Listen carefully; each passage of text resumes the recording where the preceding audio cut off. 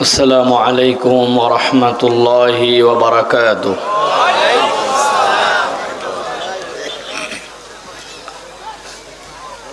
إن الحمد لله نحمده ونستعينه ونستغفره ونؤمن به ونتوكل عليه ونعوذ بالله من شرور أنفسنا ومن سيئات أعمالنا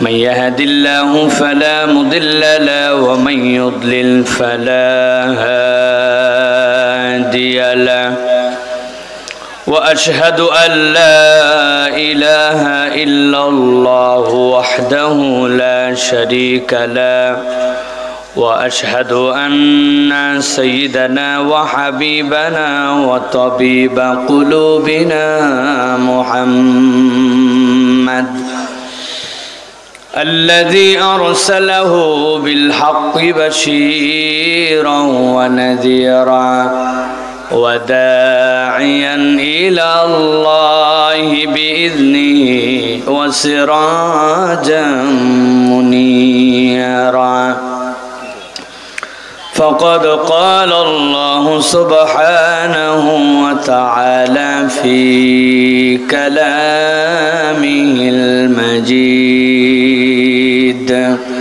وفي فرقان الحميد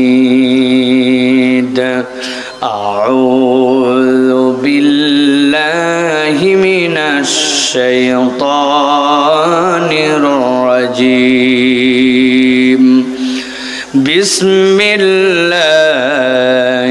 الرحمن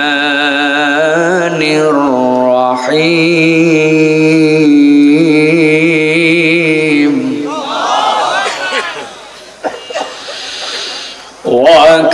وكذلك أوحينا إليك روحا من أمرنا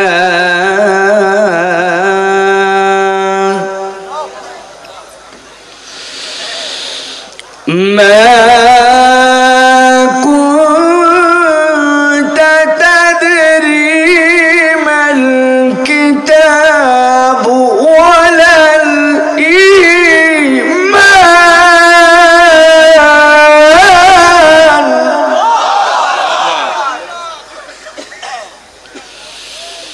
ولكن جعلناه نورا نهدي به من نشاء من عبادنا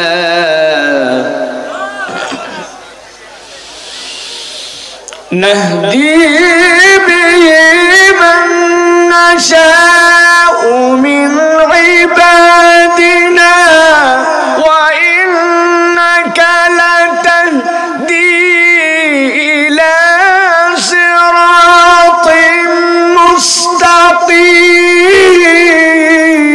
مستقيم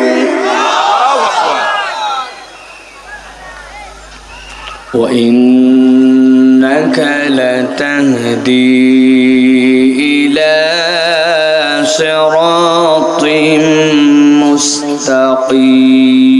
مستقيم وقال الله سبحانه وتعالى آمرا ومخبرا إن الله وملائكته يصلون على النبي يا أيها الذين آمنوا صلوا عليه وسلموا تسليما اللهم صل على محمد وعلى آل محمد كما صليت على إبراهيم وعلى آل إبراهيم إنك حميد مجيد اللهم بارك على محمد وعلى آل محمد كما باركت على إبراهيم وعلى آل إبراهيم إنك حميد مجيد الحمد لله আল্লাহ রাব্বুল আলামিনের শুকর গুজার হচ্ছি যে আল্লাহ রাব্বুল আমিন আমাদেরকে সৈয়দুল আইয়াম জুমার দিনে আল্লাহ রাব্বুল আলামিন সেই জুমা আদায়ের পর থেকে আরেক জুমার মাঝের একটি দামি সময় আল্লাহ রাব্বুল আলামিন যেই সময়ের গুনাহগুলি পরবর্তী জুমার অপেক্ষার কারণে রাব্বুল আলামিন বান্দাদেরকে মাফ করে দেন, সেরকমই আল্লাহ রাব্বুল আলামিনের বার সময়ের একটি বার, যেই বারে আমরা আছি আজকে মঙ্গলবার 18 ফেব্রুয়ারি, শরণপুর পশ্চিমপাড়া 1 নম্বর জামে মসজিদ কমিটি এবং এলাকাবাসীর যৌথ উদ্যোগে আজকের এই সপ্তম বাৎসরিক মাহফিলের সুযোগ্য সম্মানিত সভাপতি জনাব মোহাম্মদ আবু বকর সিদ্দিক সাহেব দামাত বারাকাতুহুল আলিয়া, আজকের মাহফিলের সম্মানিত প্রধান অতিথি, আপনাদের এলাকার কৃতি সন্তান বিশিষ্ট ব্যবসায়ী এবং সমাজসেবক জনাব আশফাকুজ্জামান খান রনি ভাই, কিছুক্ষণ পূর্বে কথা বলেছেন হাফেজ মাউদুল্লাহ আব্দুল্লাহ আল মামুন, কথা বলছিলেন আমাদের প্রিয় ভাই শিল্পী কবির বিন সামাদ, মঞ্চ উপবিষ্ট আছেন অত্র এলাকার গণ্যমান্য ব্যক্তিবর্গ, সম্মানিত উলামায়ে কেরাম, ফুজালা এজাম, আমার সম্মানিত মুরব্বিয়ানে কেরাম, আমার সামনে উপবিষ্ট আমার প্রিয় তরুণ যুবকেরা, স্নেহের ছোটরা, আলাদা প্যান্ডেল থেকে শুনছেন মা এবং বোনেরা, সকলকে একবার সালাম দিয়েছি, আরও একবার আপনাদের কাছে দোয়া পাওয়া এবং করার আশায় সালাম নিবেদন করি। আসসালামু আলাইকুম ওয়া রাহমাতুল্লাহ। আমাদের ভাইয়েরা কেমন আছেন আপনারা? আপনাদের মাহফিল হচ্ছে মনিরামপুর, তাই না ভাই? খুব দুঃখ, সব লোক কিন্তু মনিরামপুরের না, সব জিকরগাছা, তাই না ভাই? খালি নামের কারণে হয়ে গেছে মনিরামপুর, তাই না ভাই? এই যে আমার মনিরামপুর এবং জিকরগাছার ভাইয়েরা, আপনারা সবাই ভালো আছেন ভাই? ওয়াজ শোনার মতো এনার্জি আপনাদের আছে ভাই? খাওয়া দাওয়া করে আসছেন না খালি পেট? রাত্রে ভাত খেয়েছেন? আমি জানি অনেক ভাইরা ভাত খায় নাই, আমি বহু জায়গায় কথা বলেছি, রাত্রি 10:30টার সময় যদি কোনো রাজনৈতিক দলকে এখানে কোনো রাজনৈতিক প্রোগ্রাম করতে হতো, তাহলে ছেলেদেরকে গেঞ্জি দেওয়া লাগতো, মাথার ক্যাপ দেওয়া লাগতো, বিরিয়ানির প্যাকেট দেওয়া লাগতো, গাড়ি ভাড়া দেওয়া লাগতো, তারপরে যাওয়ার সময় পকেটের টাকা দেওয়া লাগতো, তারপরেও রাজনৈতিক মঞ্চে রাত 10:30টায় লোক খুঁজে পাওয়া যেত না, ঠিক কিনা? একমাত্র কোরআনুল কারীমের জন্য মানুষ নিজেরা না খেয়ে, নিজেরা অভুক্ত থেকে কোরআন শোনার জন্য আসে, উল্টা নিজেদের পকেটের টাকা দান করে যায়। কেউ যদি কোরআনের জীবন্ত মুজিজা দেখতে চায়, কোরআনের মাহফিল হচ্ছে তার একটা প্রমাণ, ঠিক কিনা? সেটা 1 জন হোক আর 100 জন হোক আর 1000 হোক আর 1 লক্ষ হোক, এইখানে অধিকাংশ মানুষ তাদের দিলের মধ্যে ইমানের নূর আছে জন্য কোরআন শোনার জন্য আসছে, কথা ঠিক কিনা? আপনি না বুঝে ঠিক বলছেন ভাই, আপনি বোঝেন নাই, বুঝাই দেয় একটু আপনাদের এলাকায় আছে কিনা। আমরা উত্তরবঙ্গের মানুষ, আপনারা দক্ষিণবঙ্গের মানুষ, আমাদের এলাকায় মাটিতে আমাদের বড়াম্মারা, চাচিয়াম্মারা, আমার মায়েরা 3টা চুলা করে, 4টা চুলা করে, মাটিতে চুলা করে। আপনাদের এলাকায় আছে ভাই? মাটির চুলা আছে, একদিক দিয়ে আগুন দেয়, 3টা ঝিক হয়, 3টা মুখ হয়, আছে ভাই? আমাদের আছে, আমাদের এলাকায় আছে।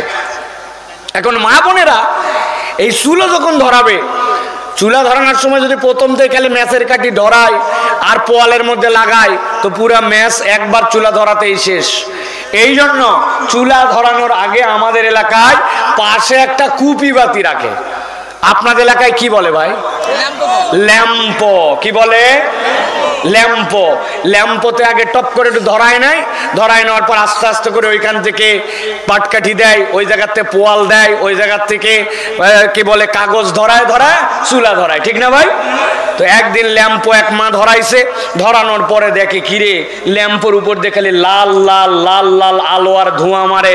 খানিকক্ষণ পরে দেখে ল্যাম্পো দপ দপ দপ দপ দপ দপ করে, কানের কাছে নিয়ে একটু ঝুঁকাঝুঁকি করছে, যা চিন্তা করছিল তাই। কিরে ল্যাম্পো দপ দপ করে, ল্যাম্পো লাল আলো মারে, ধোঁয়া ছাড়ে, কারণ ল্যাম্পোর ভিতরে কি নাই? ল্যাম্পের ভিতরে কেরোসিন নাই, কি নাই? বলেন আরো সহজ করে বলাই দেই, ল্যাম্পের ভিতরে মাল নাই, কি নাই? মাল মানে হচ্ছে ওই বস্তু যেটা দিয়ে ওই ল্যাম্প জ্বলবে, এই জন্য ল্যাম্পের ভিতরে ওই জিনিস নাই, এই জন্য ল্যাম্প জ্বলে না। এখনো চিন্তা করছে ল্যাম্প জ্বলে না, তাই কি পোলতা আছে যেটা টান দে, টান দে একটু শোলটা বড় কর। শোলটা যত বড় করবে তত তাড়াতাড়ি পুরে সারকার হবে, ঠিক কিনা? এটা আমার কথা নয়, উদাহরণ দেওয়ার জন্য আপনাদেরকে বললাম। আল্লাহ রাব্বুল আমিন বলছেন দুনিয়ায় এক শ্রেণীর মানুষ থাকে, ওয়া ইযা তুলিয়াত আলাইহিম আয়াতুহু যাদাতুহুম ঈমানা ওয়া আলা রাব্বিহিম ইয়াতাওয়াক্কালুন। যেই মানুষের অন্তরের মধ্যে কোরআনের মহব্বত আছে, ঈমানের মহব্বত আছে, আল্লাহকে ভালোবাসে, কোরআনের মাহফিলকে ভালোবাসে, তাদের সামনে যখন কোরআনুল কারীমের আয়াত তেলাওয়াত করা হয়, আল্লাহ বলছেন তাদের ঈমান বেড়ে যায়, এমন বাড়ে আল্লাহ ছাড়া তারা কারো প্রতি ভরসা করে না। অতএব মাহফিলে আসে তারা, ঈমান যাদের অন্তরে আছে, আল্লাহর মহব্বত আছে, অন্ততপক্ষে অন্তরের ভিতরে আল্লাহর দেওয়া হেদায়েতের নূর আছে, ঠিক কি না? বহুত লোক খুঁজে পাবেন বাড়ির থেকে বলে আসছে, মা আমি সবাই যাচ্ছি, আমি জলসায় যাচ্ছি, কিন্তু মাহফিলের দিকে একবারও এদিকে ফেরে নাই। ও 10 বন্ধু মিলে বিড়ি খায়, আছে না ভাই? পাপড় খায়, আছে না ভাই? ভালো করে বোঝেন, আপনি সব বোঝেন কিন্তু এইটা বোঝেন না কেন? আপনি বিয়ে শাদীর মাহফিলে গেছেন, 2 বাস ভর্তি করে বরযাত্রী, কয় বাস? আর মাই করো একটা, কয় মাই করো? কার একটা, তাহলে টোটাল গাড়ি কয়টা? 4 গাড়ি ভর্তি লোক গেছে, 150 জন, বিরাট আয়োজন। কিন্তু যাওয়ার পরে খাওয়া দাওয়া হচ্ছে, কিন্তু দেখতেছে যে বর এখনো আসে নাই, আর এই 4 গাড়ির মধ্যে বর নাই। আপনাদের খাওয়াবে তো না ভাই? না না, এই অঞ্চলে খাওয়াবে, কি বলেন আপনি?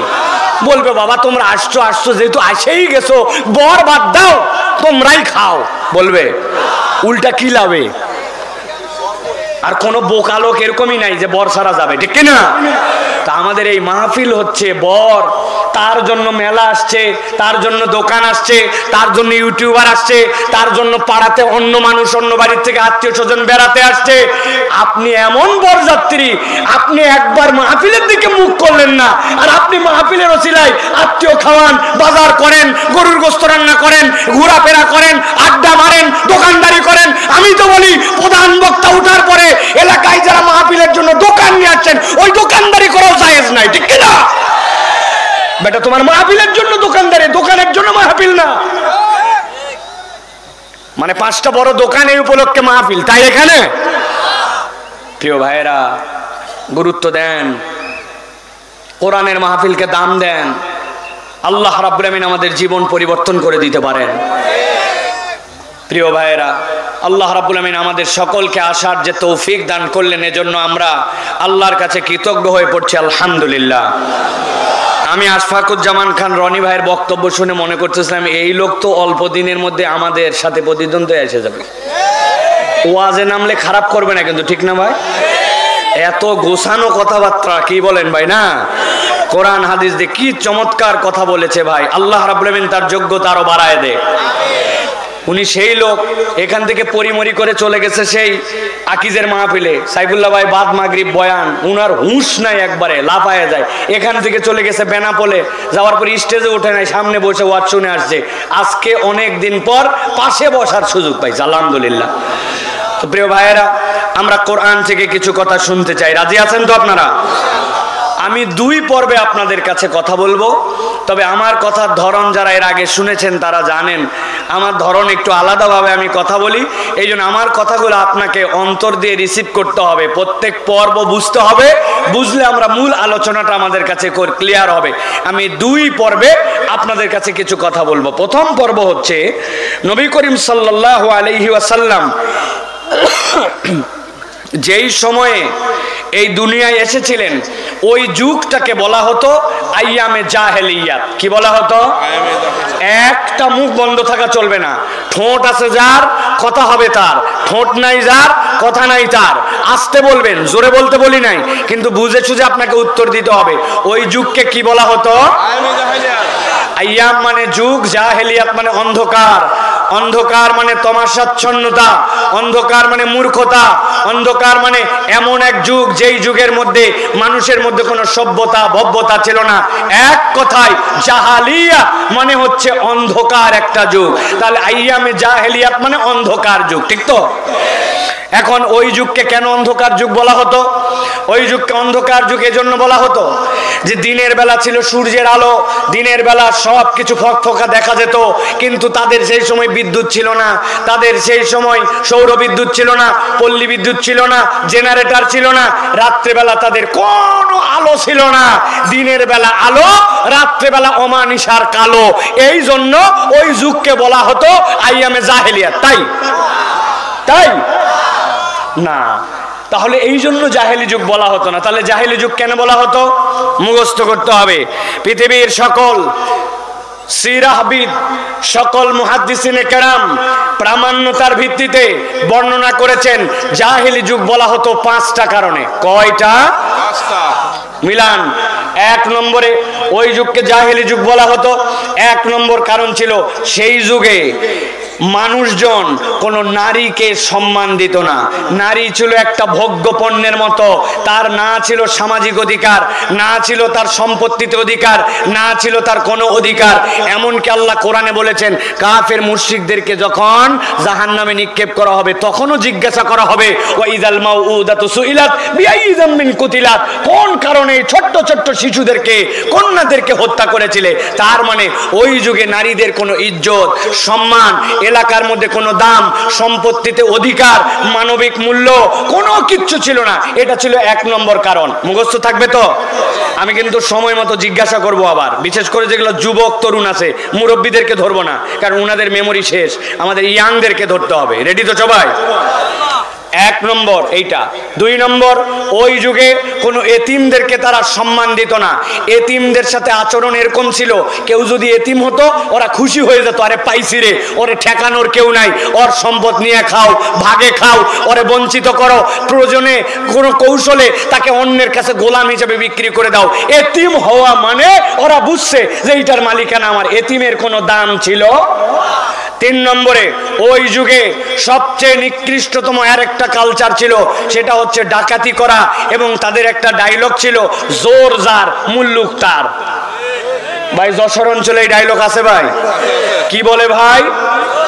একবার বলেন তো সবাই, কি বলে? জোর যার, মানে আপনার ক্ষমতা আছে, আপনার পাওয়ার আছে, ইউ ক্যান ডু এনিথিং, আপনাকে কেউ ধরার নাই। আপনি দেশের টাকা বিদেশে পাচার করবেন, আপনি দেশের টাকা নিয়ে কানাডায় বাড়ি বানাবেন, আপনি এক সেতু বানানোর সময় 30টা সেতুর টাকা খরচ করবেন, রাস্তায় যেখানে দেওয়ার কথা রড ওই জায়গায় দিবেন বাঁশ, যেই জায়গায় দেওয়ার কথা আপনার জন্য খোয়া ওই জায়গায় দিবেন আপনি বালু, আপনার যা মন চায় আপনি তাই করতে পারবেন, আপনি আপনার বাপের দেশ বানাবেন।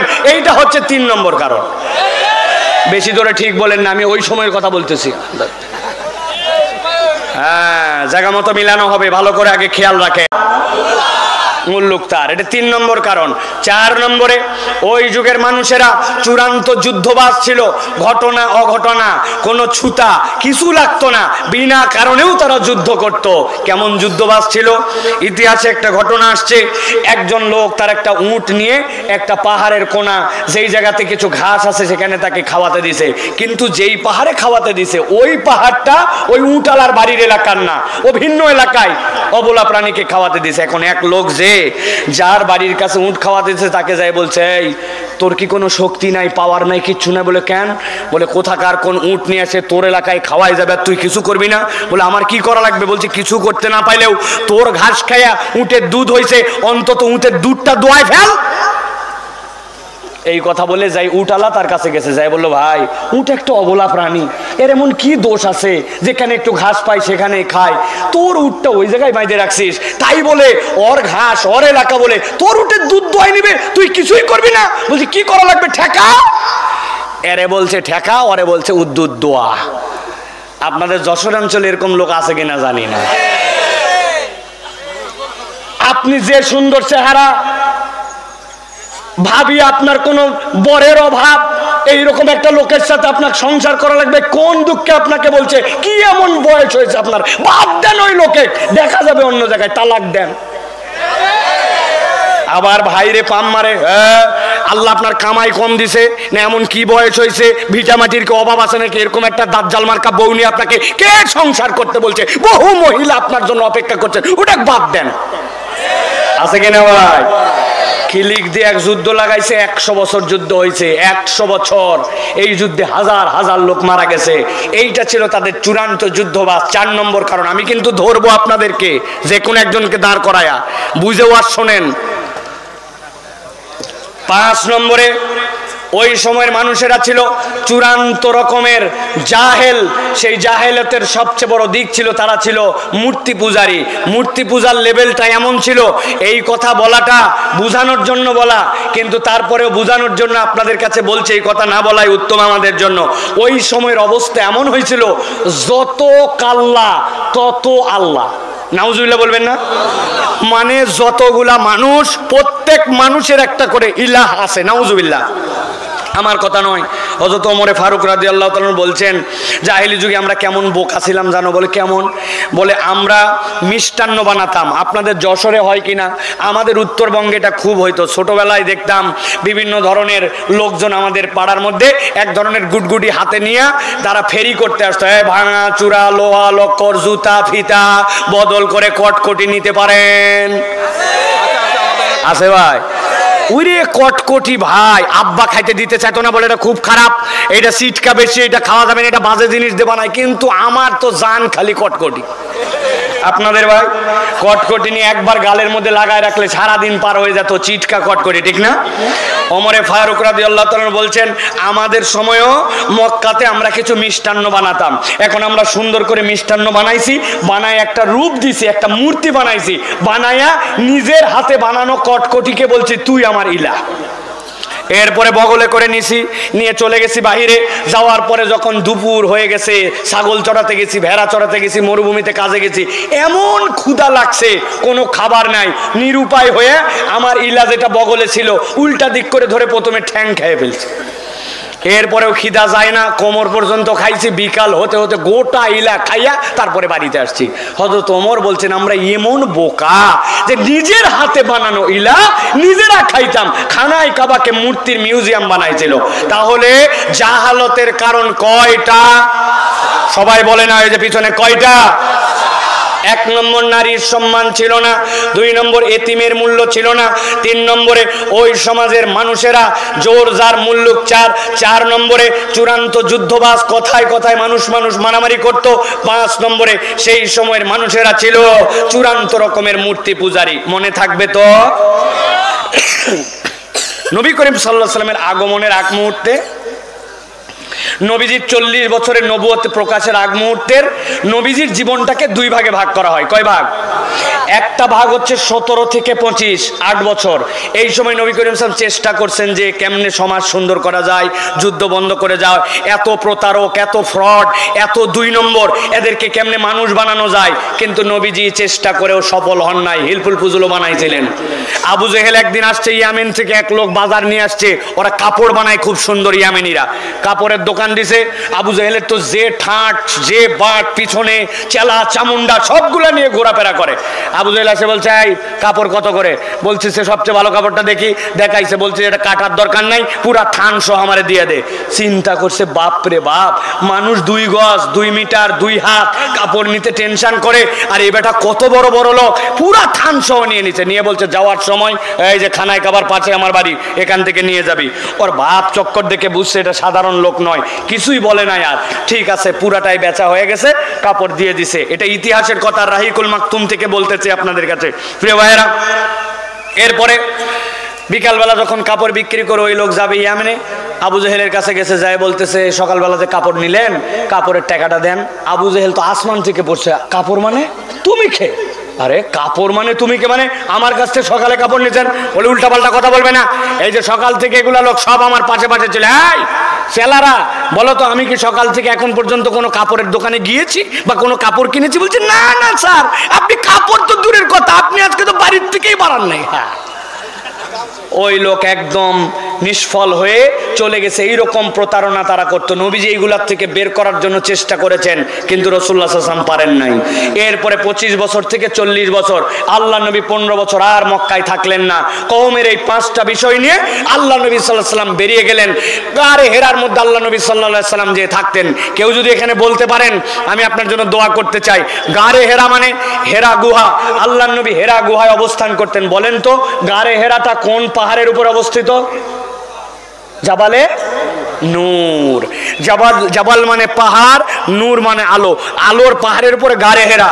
আল্লাহ নবী সাল্লাল্লাহু আলাইহি ওয়াসাল্লাম সোমবারে চলে যেতেন, সোম মঙ্গল বুধ আল্লাহ নবী খানা নিয়ে যেতেন। হযরত খাদিজাতুল কুবরা জানতেন যে 3 দিনের জন্য খাবার, রুটি কয়টা, পানি কতটুকু, সাথে তার কতটুকু খাদ্য দিয়েছেন। কিন্তু নবী করিম সাল্লাল্লাহু আলাইহি ওয়াসাল্লাম মঙ্গলবারে আসেন না, বুধবারে আসেন না। খাদিজাতুল কুবরা অস্থির হয়ে যেতেন। খাদিজা রাদিয়াল্লাহু তাআলা বয়স তখন 54, আল্লাহ নবীর বয়স তখন 39। খাদিজাতুল কুবরা রাদিয়াল্লাহু তাআলা আনহা ওই সময়ে খাবার নিয়ে আল্লাহর নবীর কাছে 8 কিলোমিটার পথ মক্কা থেকে পার করে ওই 2600 ফুট এবড়ো থেবড়ো পাহাড় অতিক্রম করে আল্লাহর নবীর কাছে খাবার পৌঁছায় দিতেন। দুনিয়ায় যত কে আশিকে রাসূলের নিদর্শন আর আইডল হতে চায়, আপনার এই সকল ভক্কর চক্কর কথায় আশিকে রাসূল হওয়া যাবে না। আশিকে রাসূলের নমুনা হচ্ছে খাদিজাতুল কুবরা রাদিয়াল্লাহু তাআলা আনহা, ঠিক কি না? খাদিজাতুল কুবরা রাদিয়াল্লাহু তাআলা আনহা এরকম করে খাবার পৌঁছায় দিতেন। আল্লাহ নবী এখানে 15 বছর ধরে ভাবতেছেন। আল্লাহ নবী সাল্লাল্লাহু আলাইহি ওয়াসাল্লামের বয়স যখন 40 বছর, হঠাৎ করে একদিন সন্ধ্যার আগ মুহূর্তে আল্লাহ নবীর কাছে জিবরাইল আমিন চলে আসলেন। আসার পরে আল্লাহ নবীকে বলেন, ইন্নী বুইস্তু মিনাল্লাহ, আমি আল্লাহর পক্ষ থেকে আপনার কাছে এসেছি। এমনি এমনি আসি নাই, আল্লাহ রাব্বুল আমিন আপনাকে নবী হিসাবে প্রকাশিত হওয়ার জন্য আদেশ করেছেন। আর আল্লাহর পক্ষ থেকে আমি ওহী নিয়ে এসেছি। সাথে সাথে জিবরাইল আমিন নবীজিকে বললেন, ইকরা, আল্লাহ রাব্বুল আলামিন আপনাকে ওহী দিয়েছেন, ইকরা, আপনি পাঠ করুন। আল্লাহ নবী বললেন, মা না বেকারিন, আমি তো পড়তে পারবো না। এরপরে আবার জিবরাইল আমিন আল্লাহ নবী সাল্লাল্লাহু আলাইহি ওয়াসাল্লামকে চাপ দিলেন। চাপ দেওয়ার পরে বলেন, ইকরা। নবী বললেন, মা না বেকারিন, আমি তো পড়তে পারবো না। 3 নম্বর বারে যখন চাপ দিলেন জিবরাইল আমিন আল্লাহ নবীকে বুকের সাথে বুক লাগায় চাপ দিয়ে জিবরাইল আমিন ওহির 5টা আয়াত আল্লাহ নবীর কাছে দিয়ে দিলেন। ইকরা বিসমি রাব্বিকাল্লাযী খালাক, খালাকাল ইনসানা মিন আলাক, ইকরা ওয়া রাব্বুকাল আকরাম আল্লাযী আল্লামা বিল কলাম। আল্লাহ নবীর সাথে সাথে পড়ে ফেললেন। পড়ার পর আল্লাহ নবী দ্রুত বেগে নিচে নেমে আসলেন। আসার পরে খাদিজাতুল কুবরা রাদিয়াল্লাহু তাআলা আনহার ঘরের মধ্যে চলে গেলেন। যাওয়ার পরে হালকা করে কেবল বর্ণনা করেছেন, বর্ণনা করে বলছেন, খাদিজা, আমি তো বিরাট ভয় পেয়ে গেছি, গায়ে হাত দিয়ে দেখো আমার জ্বর এসে গেছে, কম্বল দিয়ে আমাকে ঢাকায় দাও। খাদিজা বললেন, বাকি কথা আপনার সাথে পরে হবে, তবে একটা কথা কেবল আপনাকে বলে রাখি, ওয়াল্লাহি লা ইউখজিকাল্লাহ, আল্লাহর কসম করে বলতেছে, আল্লাহ রাব্বুল আমিন আপনাকে কখনো বেইজ্জত করবেন না। আপনার মতো ভালো মানুষ যার 3টা গুণ আছে, এই মানুষকে রব্বুল আলামিন বেইজ্জত করবেন না। আপনি এখন আরাম করেন। অন্তত যশোরের মানুষেরা ভালো করে খেয়াল করেন, এই যে আল্লাহর নবীর ওহী নাজিলের শুরু থেকে এই যে 2 মিনিট আপনার কাছে যেই কথাগুলি বললাম, জিবরাইল আমিন আসা থেকে খাদিজাতুল কুবরার ঘর পর্যন্ত, বুঝে থাকলে বলেন তো এই কথাটা কি জীবনের প্রথম আজকে শুনলেন, নাকি এর আগে অনেকবার এই কথা আপনি শুনেছেন? বহুবার আপনি এই কথা শুনেছেন। তাহলে জানা কথা, শোনা কথা কেন আপনার কাছে আমি আবার বলতে গেলাম? প্রিয় ভাইরা ভালো করে খেয়াল করেন, এই কথা আপনি অনেকবার শুনেছেন, এই কথা আপনার জানা, কিন্তু কখনো হয়তো বা এই কথা চিন্তা করেন নাই। আল্লাহ নবী জাহেলি যুগের 5টা বিষয় নিয়ে ওই গারে হিরায় ভাবছিলেন, কিন্তু আল্লাহ নবীর প্রতি ওহী আসলো। আল্লাহ নবীকে বলা হলো, হে নবী আপনি পাঠ করুন। আল্লাহ নবীর কাছে যদি এইরকম ওহী আসতো, ও রাসূল আপনাকে নবুয়ত দেওয়া হলো, আর দীর্ঘ সময় ধরে আপনি ভাবতেছেন এই কওমকে কেমনে মূর্তি পূজা থেকে মুক্ত করা যায়, আপনাকে তরিকা বলে দেওয়া হলো, জান এইভাবে যে আপনি দাওয়াতের কাজ করেন। আপনি চিন্তা করেছেন যুদ্ধ বন্ধ করার জন্য, আপনি চেষ্টাও করেছেন, পারেন নাই। যুদ্ধ বন্ধের জন্য তরিকা এইটা, নারীদের সম্মান নাই, নারীদের ইজ্জতে এইভাবে পাবে, এইটার জন্য আয়াত দেওয়া হলো। একবার একটু ঠান্ডা মাথায় দিলটা নরম করে করে দিয়ে চিন্তা করে দেখেন, আল্লাহ নবী কথার কথা 15 বছর, কিন্তু 15 বছর নয়, তার পুরা জীবনটাই ভাবলেন তিনি এইগুলা। কিন্তু আল্লাহ নবীর কাছে ওই আসলো ইকরা বিসমি রাব্বিকাল্লাযী খলাক। সাধারণ দৃষ্টিতে তাকালে মনে হয় আল্লাহ নবী ভাবলেন কি, আর আল্লাহ নবীর প্রতি ওহী আসলো কি, ঠিক না? কিন্তু মুফাসসিররা ব্যাখ্যা করছেন, কিয়ামত পর্যন্ত মানুষ ভালো করে জেনে রাখো, তুমি যদি তোমার কওমকে পরিবর্তন করতে চাও, নতুন করে পয়গম্বর আসবে না, কিন্তু কিয়ামত পর্যন্ত কোথাও না কোথাও জাহালত থাকবে। ওই জাহালত যদি চূড়ান্ত ভাবে কেউ দূর করতে চায়, আল্লাহ রাব্বুল আলামিন প্রথম ওহীর দ্বারা একটা মিশন দিয়েছেন, কিয়ামত পর্যন্ত কোথার জাহালত দূর হবে না, যতক্ষণ পর্যন্ত ওই জাতি গোষ্ঠী রব্বুল আলামিনকে না চিনবে, তার স্রষ্টাকে এটা না বুঝবে, যতক্ষণ পর্যন্ত এমন শিক্ষায় শিক্ষিত হবে না যেটাতে তার রবকে চেনা যায়।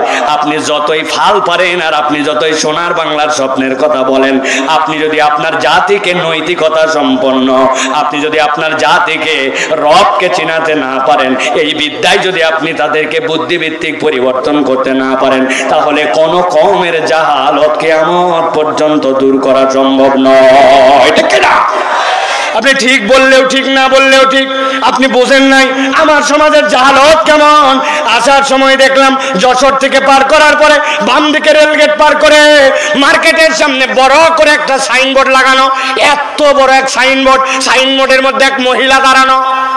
চোখটা খালি তাকানোর সাথে সাথে নামায় নিলাম, দুই হাতে কাপড় নাই, প্যাড বের করে আছে, নিচের দিকে কি আছে না আছে ওইটা তো দেখার মতো ওই জায়গায় নাই, কারণ ওই জায়গার ছবি এইটুকু, হাত দুইটা ফাঁকা, দাগ দিছে এরকম করে, একটা দাগ দিয়ে ডিক্লার দিছে, এই শীত থেকে যদি বাঁচতে চান, হাতের ফাটা দাগ যদি দূর করতে চান, তাহলে এই ক্রিম লাগান। এই বিজ্ঞাপন দেখছেন আপনারা? কথা বলেন। আমি আপনাদের কাছে জিজ্ঞাসা করব, বুঝে সুঝে উত্তর দিবেন। আপনাদের এই এলাকার মানুষ মাঠের মধ্যে যে ধান লাগায়, ওই ধান লাগানোর সময় মহিলারা মাঠে বেশি ধান লাগায় না পুরুষ? ভ্যান চালায় কি মহিলা না পুরুষ? ইজি বাইক কি মহিলা না পুরুষ? বাহিরে কাজ করে বেশি মহিলা না পুরুষ? তাহলে জিজ্ঞাসা হচ্ছে, সব সময় বাহিরে থাকলো, কাজ করলো, সব কিছু করলো, কিন্তু শীতকালি লাগলো মহিলার গায়ে, ব্যাপারটা কি? আসল ব্যাপার কিছু না। ওরা বলতেছে নারী স্বাধীনতা, নারী স্বাধীনতা, আসলে এটা নারী স্বাধীনতা নয়, এটা জাহালত। নারীকে আবার পণ্যে রূপান্তর করেছে। যেই নারীর ইজ্জত থাকার কথা, হাজার হাজার তরুণ চোখ দিয়ে দিয়ে ওই নারীর সাথে জেনা করতেছে, অথচ ওই নারী ভাবতেছে আমি আগাইলাম। তুমি আগাও নাই, তুমি 1450 বছর পিছায়া গেছো। ঠিক না? আপনি জাহালত দেখতে পান না, কিন্তু আপনি পরিবর্তন চান সমাজে। পরিবর্তন কেমনে হবে? আল্লাহ রাব্বুল আলামিন বলছেন, ওয়া কাযালিকা আউহাইনা ইলাইকা রূহাম মিন আমরিনা মা কুনতা তাদরি মাল কিতাবু ওয়ালাল ঈমান।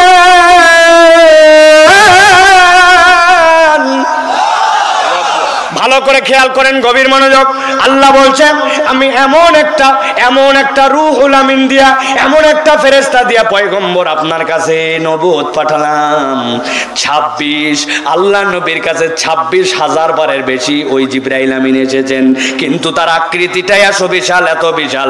আল্লাহ নবী তার পুরা জীবনে মাত্র 2 বার স্ব আকৃতিতে তাকে দেখেছেন। একবার আল্লাহ নবী দেখতে চেয়েছেন গারে হেরাত থেকে, আর জিবরাইল আমিন চলে গেছেন আরাফাতের ময়দানের দিকে। যাওয়ার পরে যখন কেবলমাত্র কয়েকটা পাখা মেলে দিয়েছেন, এত বিশাল আল্লাহর সৃষ্টি, পেছনের সূর্য, পিছনের আসমান পর্যন্ত তার দ্বারা আড়াল হয়ে গেছে। আরেকবার জিবরাইল আমিন যখন আল্লাহ নবীকে নিয়ে সিদরাতুল মুনতাহার পথে, তখন স্ব আকৃতিতে দেখেছেন।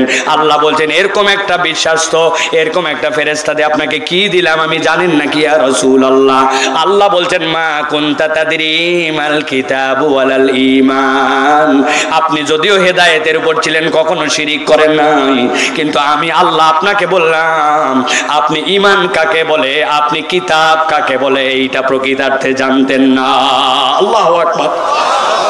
এবার ভালো করে মনোযোগে খেয়াল করেন, আল্লাহ কি বললেন? আপনি ঈমান কাকে বলে জানতেন না, আপনি কিতাব কাকে বলে এটা জানতেন না। আল্লাহ বলছেন, হ্যাঁ হ্যাঁ আপনাকে ঈমান দিলাম, কিতাব দিলাম, কিন্তু ইয়া রাসূলুল্লাহ আপনাকে আসলে আমি কিতাব দেই নাই, ঈমান দেই নাই, কি দিলাম? আল্লাহ বলছেন, ওয়ালাকিন জাআলনাহু নূরা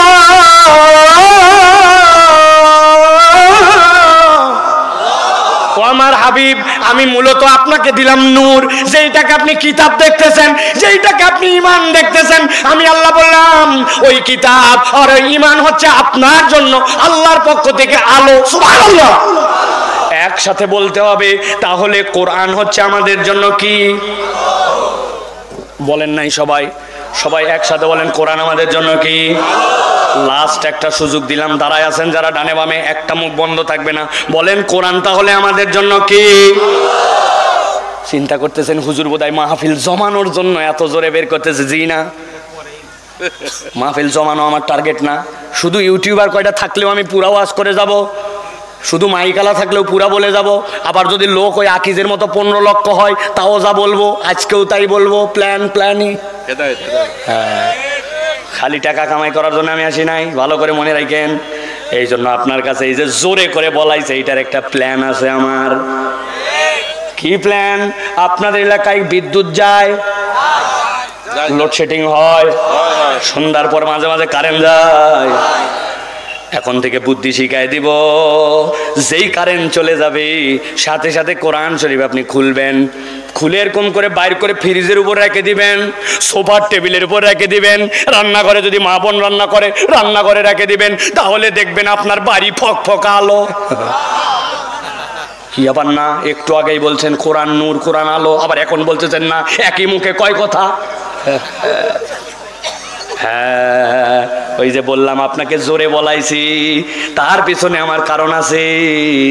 আল্লাহ বলছেন ওয়ালাকিন জাআলনাহু নূরা, তবে এই নূর তুমি যেইটাকে মনে করো এই আলো সেই আলো নয়, এই আলোর একটা ব্যাখ্যা আছে, ঠিক কি না? এখানে এরকম কোন লোক যদি থাকেন ক্যান্ডিডেট, একজন হাত তুলবেন। জীবনে যার হাত ভাঙছে, পা ভাঙছে অথবা মাথা ভাঙছে, জীবনে একবার এক্সরে করা লাগছে, জীবনে একবার এমআরআই করা লাগছে, জীবনে একবার সিটি স্ক্যান করা লাগছে, বুকের মধ্যে কফ জমে গেছিল, ডাক্তার আপনাকে এক্সরে করাইছিল, এরকম কোন বেটা যদি থাকেন হাত তোলেন। জীবনে হাত পা ভাঙছে, মাথা ভাঙছে, এক্সরে করা লাগছে, লোক নাই? ওরে বাবারে হাত নামান, এত লোক দরকার নাই। গেছে এক্সরে রুমে, যাওয়ার পরে বলছে শোনেন আমরা বের হয়ে যাচ্ছি, তবে বলে যাচ্ছি যখন আপনাকে জোরে করে নিঃশ্বাস টানে আপনাকে দম বন্ধ করতে বলবো তখন কিন্তু দম বন্ধ করবেন, আবার যখন ছাড়তে বলবো তখন ছাড়বেন। ওই লোককে খালিগা করা এরকম করে বুক লাগাই দিয়েছে, দিয়ে বলছে এখন জোরে করে নিঃশ্বাস নিয়ে দম আটকায় রাখেন,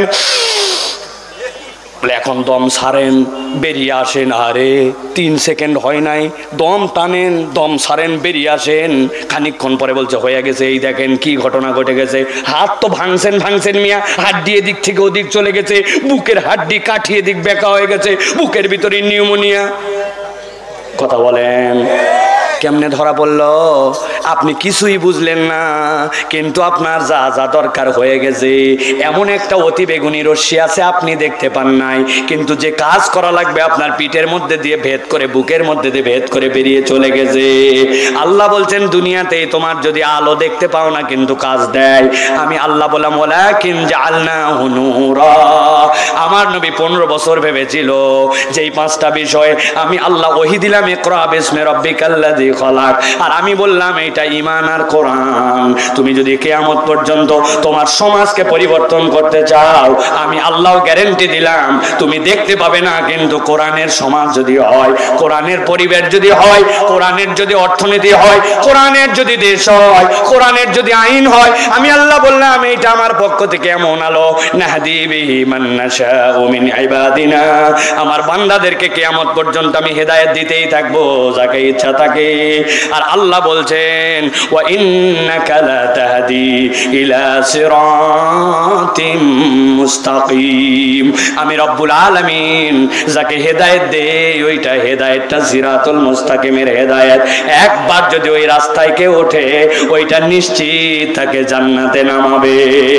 সুবহানাল্লাহ। অতএব প্রিয় ভাইরা, এই যে কোরআন শুনতে আসলাম আর শুনে শুনে শুধু চলে গেলাম, কিন্তু আমরা অনুভব করলাম না যে আসলে কোরআন আমাকে কি দিতে চায়। আপনি যদি বিশ্বাস করেন এখনো এতিমের সম্পদ মেরে খাওয়া হয়, নারীর ইজ্জত দেওয়া হয় না, ইজ্জতের নামে বেইজ্জতি করা হয়, পৃথিবীতে ঠুনকো ঠুনকো ছুটাই, যুদ্ধ করে করে লক্ষ কোটি কোটি মানুষকে হত্যা করা হয়। এই পৃথিবীতে এখন পর্যন্ত গায়রুল্লাহর নামে সমাজের মধ্যে যেইগুলা চলে সেইগুলো মানুষের বিবেক কখনো মেনে নিতে পারে না। কিয়ামত পর্যন্ত জাহালতকে দূর করে আপনি যদি সুন্দর সমাজ প্রতিষ্ঠিত করতে চান তাহলে কোরআনের ব্যতিক্রম আর কিচ্ছুই থাকতে পারে না, ঠিক কিনা? আমি তো সব জায়গায় কথা বলি, ঠিক বললেও ঠিক, না বললেও ঠিক। এই দেশে ডিজিটাল আইন হয়েছে, এই দেশে ডিজিটালাইজ করেছে, এই দেশে সিসি ক্যামেরা বসাইছে, এমন কোন অফিস নাই এই অফিসটি সিসি ক্যামেরার আওতাধীন, নিয়ন্ত্রণাধীন লেখা নাই ভাই। এই সিসি ক্যামেরা কি করছে বলেন তো? চোরগুলাকে ডাকাত বানাইছে। আমি গেছি পাসপোর্ট করার জন্য, আমার পাসপোর্টের মেয়াদ 6 মাসের নিচে নেমে গেছে। পাসপোর্টের মেয়াদ 6 মাসের নিচে নামলে তখন ওইটা তার নতুন করে কোনো ভিসা দেয় না, পাসপোর্ট বানানো লাগবে। একজন বলছে হুজুর পাসপোর্ট অফিসে এমনি এমনি কাজ হয় না, আপনি প্রস্তুতি নিয়ে যান। আমি মনে করছি ওখানে যাওয়ার পর হয়তো কলম দিয়ে নাম টাম সই করা লাগবে, এই জন্য পকেটে ভালো একটা জেল পেন। আপনাদের কি ধারণা আমি জেল পেন নিয়ে গেছি? আপনারাও ভাত খান, আমিও ভাত খাই, আমি বুঝছি কি নেওয়া লাগবে, সেই অনুযায়ী পকেটে প্রস্তুতি নিয়ে গেছি। পকেটে যাওয়ার পরে বললাম ভাই আমার কাজটা দ্রুত করা লাগবে। ও দোতলার অফিসে এই ডেস্ক ওই ডেস্ক, এখানে সেখানে খালি ঘুরায়, আমার খালি ঘুরায়, মালও নেয় না আবার কাজও করে না। কি এটা জ্বালা! অনেকক্ষণ পরে বলতেছে চলেন এবার নিচে যেতে হবে। দোতলার থেকে এবার আমাকে নিচতলায় নিয়ে আসতেছে। নিচতলায় যখন নিয়ে আসতেছে একটা সিঁড়ি, এরপর একটা ল্যান্ডিং, ওই ল্যান্ডিং থেকে এরপরে আবার আরেকটা ধাপি সিঁড়ি। তো এক ধাপ পার করে যে জায়গায় ল্যান্ডিং ওই জায়গায় এসে বলতেছে মাল বের করেন। আমি বললাম এই বেয়াদব, সারা ঘুরাইয়া কখন তোমাকে মাল দেওয়ার জন্য রেডি, এতক্ষণ পরে এই জায়গায় মাল খাবি তো খাবি, আগে খালি না কেন? বলতেছে যে হুজুর এই বিল্ডিংটি সিসি ক্যামেরা নিয়ন্ত্রিত, আমরা মনিটরে চেক করে দেখেছি সব জায়গায় ক্যামেরায় ধরে, খালি এই জায়গাটা ধরে না। তো যেই জায়গাটা ধরে না ওই জায়গা তো মাল খায়। এখন এই লোক যদি একবার বুঝতো কিরামান কাতিবিনা ইয়ালামুনা মা তাফআলুন, তুমি যা করো সব তোমার কাদের ফেরেশতা খবর রাখে। আর তার মধ্যে যদি ভয় থাকতো, কাদের ফেরেশতা তো দেখে জানি, বিশ্বাস করলেও দেখে না করলেও দেখে, কিন্তু যদি উল্টা পাল্টা করি তাহলে যদি চুরি হয় তাহলে হাত কাটা যাবে, ডাকাতি হয় ডান হাত বাম পা কাটা যাবে, এরপরে আবার অন্যায় করলে বিপরীত দিক থেকে আবার কাটা যাবে। ওদিকে আছে আল্লাহর ভয়, এদিকে আছে আল্লাহর আইনের ভয়। এই দুটা যদি সমাজে চলতো তাহলে 90% দুর্নীতি 3 মাসের মধ্যে দূর করা সম্ভব, ঠিক না? তাছাড়া আপনি যা বলবেন সবগুলা হচ্ছে ভুয়া, আপনার এগুলো একটাও কাজ দেবে না, ঠিক না? কারণ আমরা দেখেছি এইটা সরিষার মধ্যেই ভূত আগে বলতো মানুষ, তাই না ভাই? ওই কথা চেঞ্জ হয়ে গেছে, সরিষা স্বয়ং ভূত। কিসের সরিষার মধ্যে ভূত? সরিষা স্বয়ং ভূত। এখন বলে হুজুর প্রমাণ দেন, প্রমাণ আছে। দুর্নীতিকে না বলুন, এর জন্য ব্যানার ফেস্টুন 10 কোটি টাকার বাজেট হয়েছে, প্রত্যেকটা জেলা পরিষদে প্রত্যেকটা ডিসি অফিসে সেমিনার করতে হবে। কি জন্য? দুর্নীতিকে না বলুন। ওই বাজেটের 8.5 কোটি টাকা দুর্নীতি হয়ে গেছে। দুর্নীতিকে না বলুন, বাজেট যারা খায় ফেলে, তাহলে কি সরষার মধ্যে ভূত আছে নাকি? সরষা স্বয়ং ভূত। কি বলছি বলেন? সরষা স্বয়ং ভূত। আপনি এই ভূত তাড়ানোর জন্য 50 বছর চেষ্টা করেছেন, আরো 500 বছর চেষ্টা করলে হবে না। অথচ 23 বছরে কোরআনের ইমপ্লিমেন্টেশনে আল্লাহর নবী বলে গেছেন খৈরুল উমুরি করনি সুম্মাল্লাযিনা ইয়ালুনাহুম সুম্মাল্লাযিনা ইয়ালুনাহুম। বিশ্বাস করেন তো আপনারা? করেন তো আপনারা? আমাদেরকে বোঝার তৌফিক দান করবেন আল্লাহুম্মা আমিন। এখন জিজ্ঞাসা হচ্ছে হুজুর বিশ্বাস তো করি কিন্তু কাজ হয় না কেন? বলবো বলবো একটা ঘটনা কেবল বলবো, তাহলে আপনাদের কাছে বিশ্বাস করেন এটার ব্রেন স্ট্রিমিং হয়ে যাবে। যুবকরা মুখস্থ করে রাখো, আমার মাহফিল ছিল ঝিনাইদাতে। ঢাকায় থাকে আমি, মানিকগঞ্জ দিয়ে পার হয়ে পদ্মা পার হয়ে ঝিনেদা যাবো ওই পারে। এখন ঝিনেদা যাওয়ার সময় মধ্যে বাচ্ছে পদ্মা নেতু নদী, ফেরিতে করে পার হব। আসরের ওয়াক্ত ক্লোজ, কাছাকাছি। আমি ফেরিতে উঠছি, উঠে গাড়ির থেকে কোনো রকম লাভ দিয়ে নামে অজু ছিল, চলে গেছি ফেরির সাথে। যারা আপনারা ফেরি পার হয়েছেন জানবেন ফেরির সাথে নামাজের জায়গা দেওয়া থাকে, থাকে না ভাই? মাস্টার রুমের পিছনেই ফেরিতে নামাজের জায়গা। যাওয়ার পরে আমি মোবাইল বের করলাম, মোবাইল বের করে মোবাইল দেখে সুন্দর করে দেখলাম মোবাইলের মধ্যে থেকে আমার এই যে কম্পাস দেখলাম, দেখে কেবলা দেখে, আপনাদের কেবলাই দিকে না ভাই? নামাজ পড়ে ফেললাম। নামাজ 2 রাকাত আদায় করে ফেলেছি। আদায় করে চুপচাপ বসে আছে একটু। ডান পাশে দেখে এক মুরব্বী আছে, এই মুরব্বী আমার দিকে এইরকম করে তাকায় আছে। আমি একবার চোখ ফিরাই নিছি, চোখ পড়ে গেছে। আবার খানিকক্ষণ পরে চিন্তা করলাম তো মুরব্বী কি এখনও তাকায় আছে না বাদ দিছে, একটু চোখ বাঁকা করে দেখবো। বাবা মুরব্বী তখনও তাকায়। আমি আর চোখ না ঘুরাই মুরব্বীকে সালাম দেওয়া, আসসালামু আলাইকুম চাচা, কি ব্যাপার আপনি আমার দিকে তাকায় আছেন, কিছু বলবেন? বলছে কি আর বলবো বাবা, তুমি তো অবাক করে দিছো।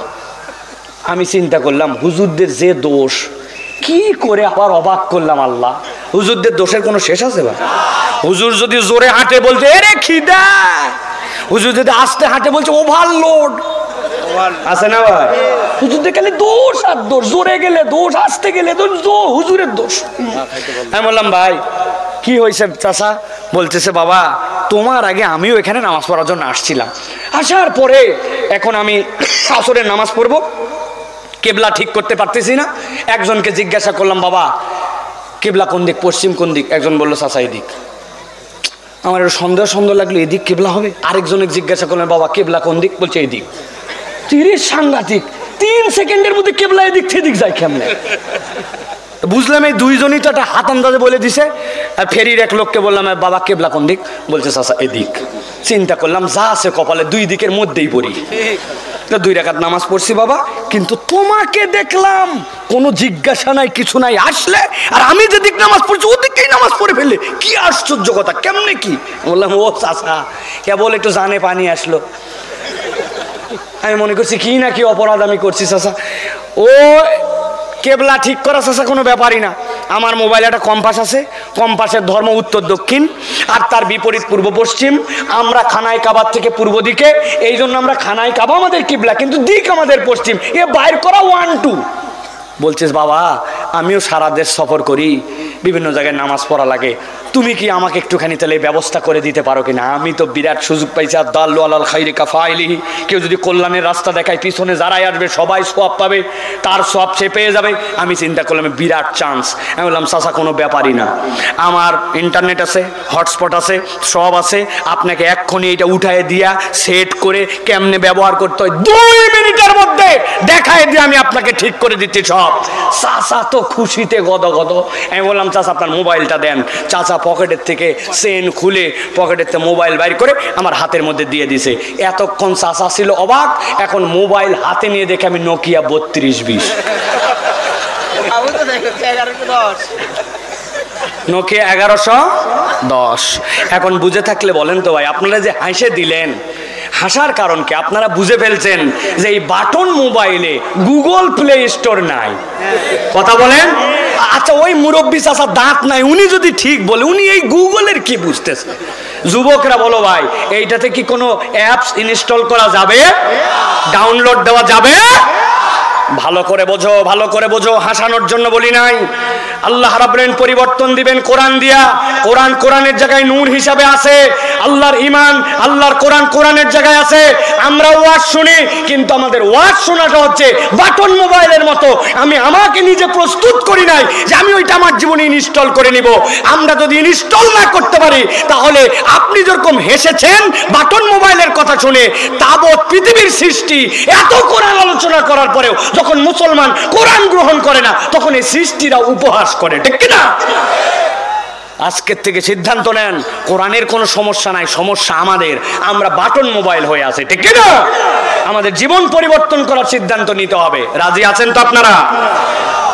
অনেকেই ভাবতেছেন বাপ রে বাপ, প্রায় 40 মিনিট 44 মিনিট হয়ে গেছে। ওয়াজ তো বিরাট ভাবে শুরু হয়ে গেছে। জি না, ওয়াজ এখনো শুরু হয়নি, হবে হবে। কেবল একটু বাউন্ডারি দিলাম, আইল দিলাম। আইল কি দিলাম? বলছি না 2 পর্বে কথা বলবো। আমার ওয়াজ যারা এর আগে শুনেছেন তারা জানেন আমার ওয়াজের আইল আছে। বেশিরভাগ ওয়াজ আমরা শুনি কোথায় শুরু কোথায় শেষ কিচ্ছু জানলাম না। আসলাম গেলাম, বাড়ির যাই বলছে বক্তান ছিল একটা ফাটাফাটি, গতকালকে ওয়াজ হয়নি, ফাটায় ফেলছে। এখন বউ জিজ্ঞাসা করছে আচ্ছা তুমি এত যে প্রশংসা করতেছো কি ফাটালো? বলছে তা বলতে পারবো না, কিন্তু ফাটাইছে। ও বাবা, আপনি কি বলতে পারেন না খালি ফাটাইছে? ফাটায় কি লাভ আমাদের? এই সকল ফাটায় কি লাভ? এই জন্য আমি আপনার কাছে, পিছনে কথা বলে কে? কথা বলেন না। এই জন্য আমি আপনাদের কাছে বলতে চাই প্রিয় ভাইয়েরা, যে আমরা কোরআন থেকে কিছু নিয়ে যাওয়ার জন্য যদি নিয়ত করি তাহলে আশাটাও সাকসেস, বলাটাও সাকসেস। আমরা কি কোরআন থেকে আরো কিছু কথা শুনতে রাজি আছি? রাজি আছি। তবে সকল শ্রোতা আমার লাগবে না। যেই সকল শ্রোতাদের বয়স 50+ হয়ে গেছে আপনাদের জন্য ছুটি ঘোষণা করা হলো, আপনারা চাইলে বাড়িতে চলে যেতে পারেন। আপনারা আমার শ্রোতা না? আছেন আপনারা? কারা কারা দেখে একটু? আচ্ছা, হাত নামান, হাত নামান। সবার হাত তোলার দরকার নাই, আমি চাই না আপনারা সকলে হাত তোলেন। আল্লাহর ওয়াস্তে আমি একটু রিকোয়েস্ট করলাম, আপনারা যেন সবাই হাত তুলবেন না ভাই। যাদের হাতের মোবাইলে ঝামেলা, গিরিজে প্রবলেম, গিয়ার অয়েল ফুরায় গেছে, হ্যাঁ, এগুলো জাম বেঁধে গেছে, তাদের হাত তোলার দরকার নেই। কিন্তু আল্লাহ যাদেরকে নিরবিচ্ছিন্নভাবে হাতটা চালানোর তৌফিক দিচ্ছে, গিয়ার অয়েল মোবাইলে কোনো ঝামেলা নাই, এইগুলা মানুষ খালি হাত তুলবে, এর বাইরে কোনো কেউ হাত তুলবেন না। যাদের গিয়ারে প্রবলেম, যাদের মোবাইলে প্রবলেম, গিরিজে, এগুলোতে হাত তোলা লাগবে না। আপনি চাদরের মধ্যে রাখেন হাত।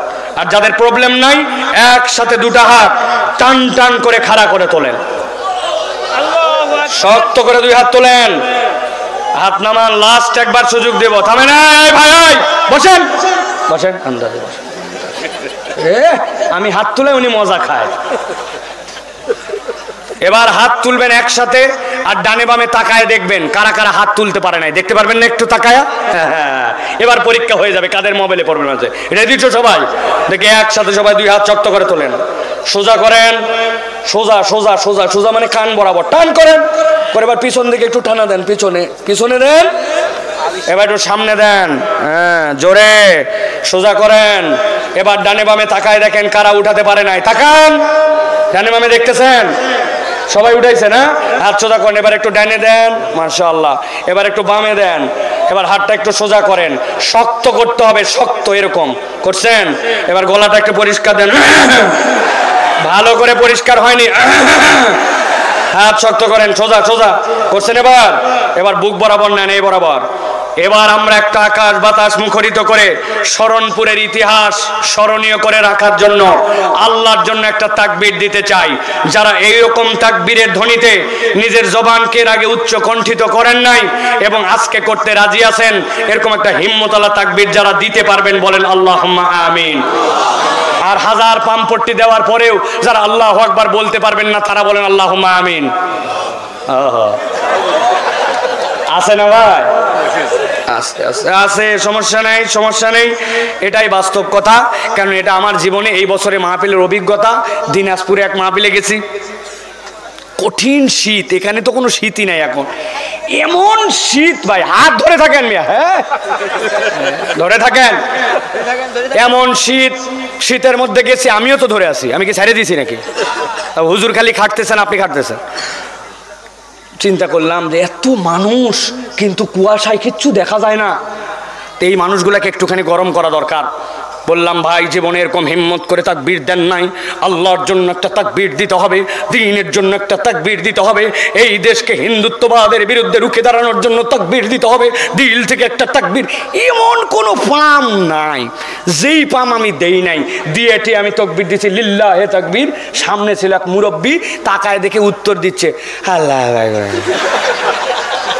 ওই দিন বুঝছি ভাই, পাম দিয়া কাম হবে না, ঠিক না? এটা দিল থেকে আসা লাগবে, পাম দিলে কাম হবে। কারণ এখানে অনেক মুরব্বী আছে, আপনি যত যাই বলেন লিল্লাহি তাকবীর, আল্লাহ তো তাকবীর দেওয়ার আছে না ভাই?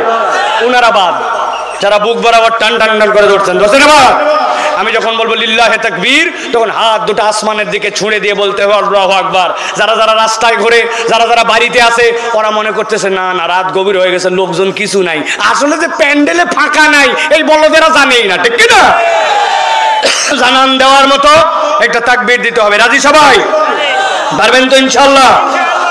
দেখি একটা তাকবীর দেন, লিল্লাহে তাকবীর, লিল্লাহে তাকবীর। আল কোরআনের আলো, আল হাদিসের আলো,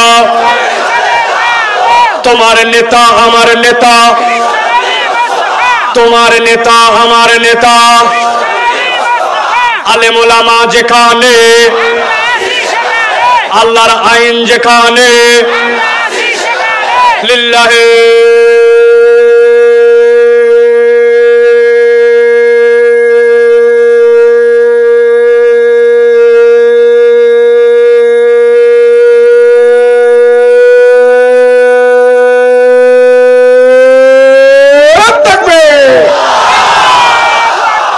আলহামদুলিল্লাহ, হাত নামান। শয়তান আছে আর যেগুলো একটু ওয়াসওয়াসা দিছিল, অনেক হয়েছে চল, এখন শয়তানই গেছে, ঠিক কি না?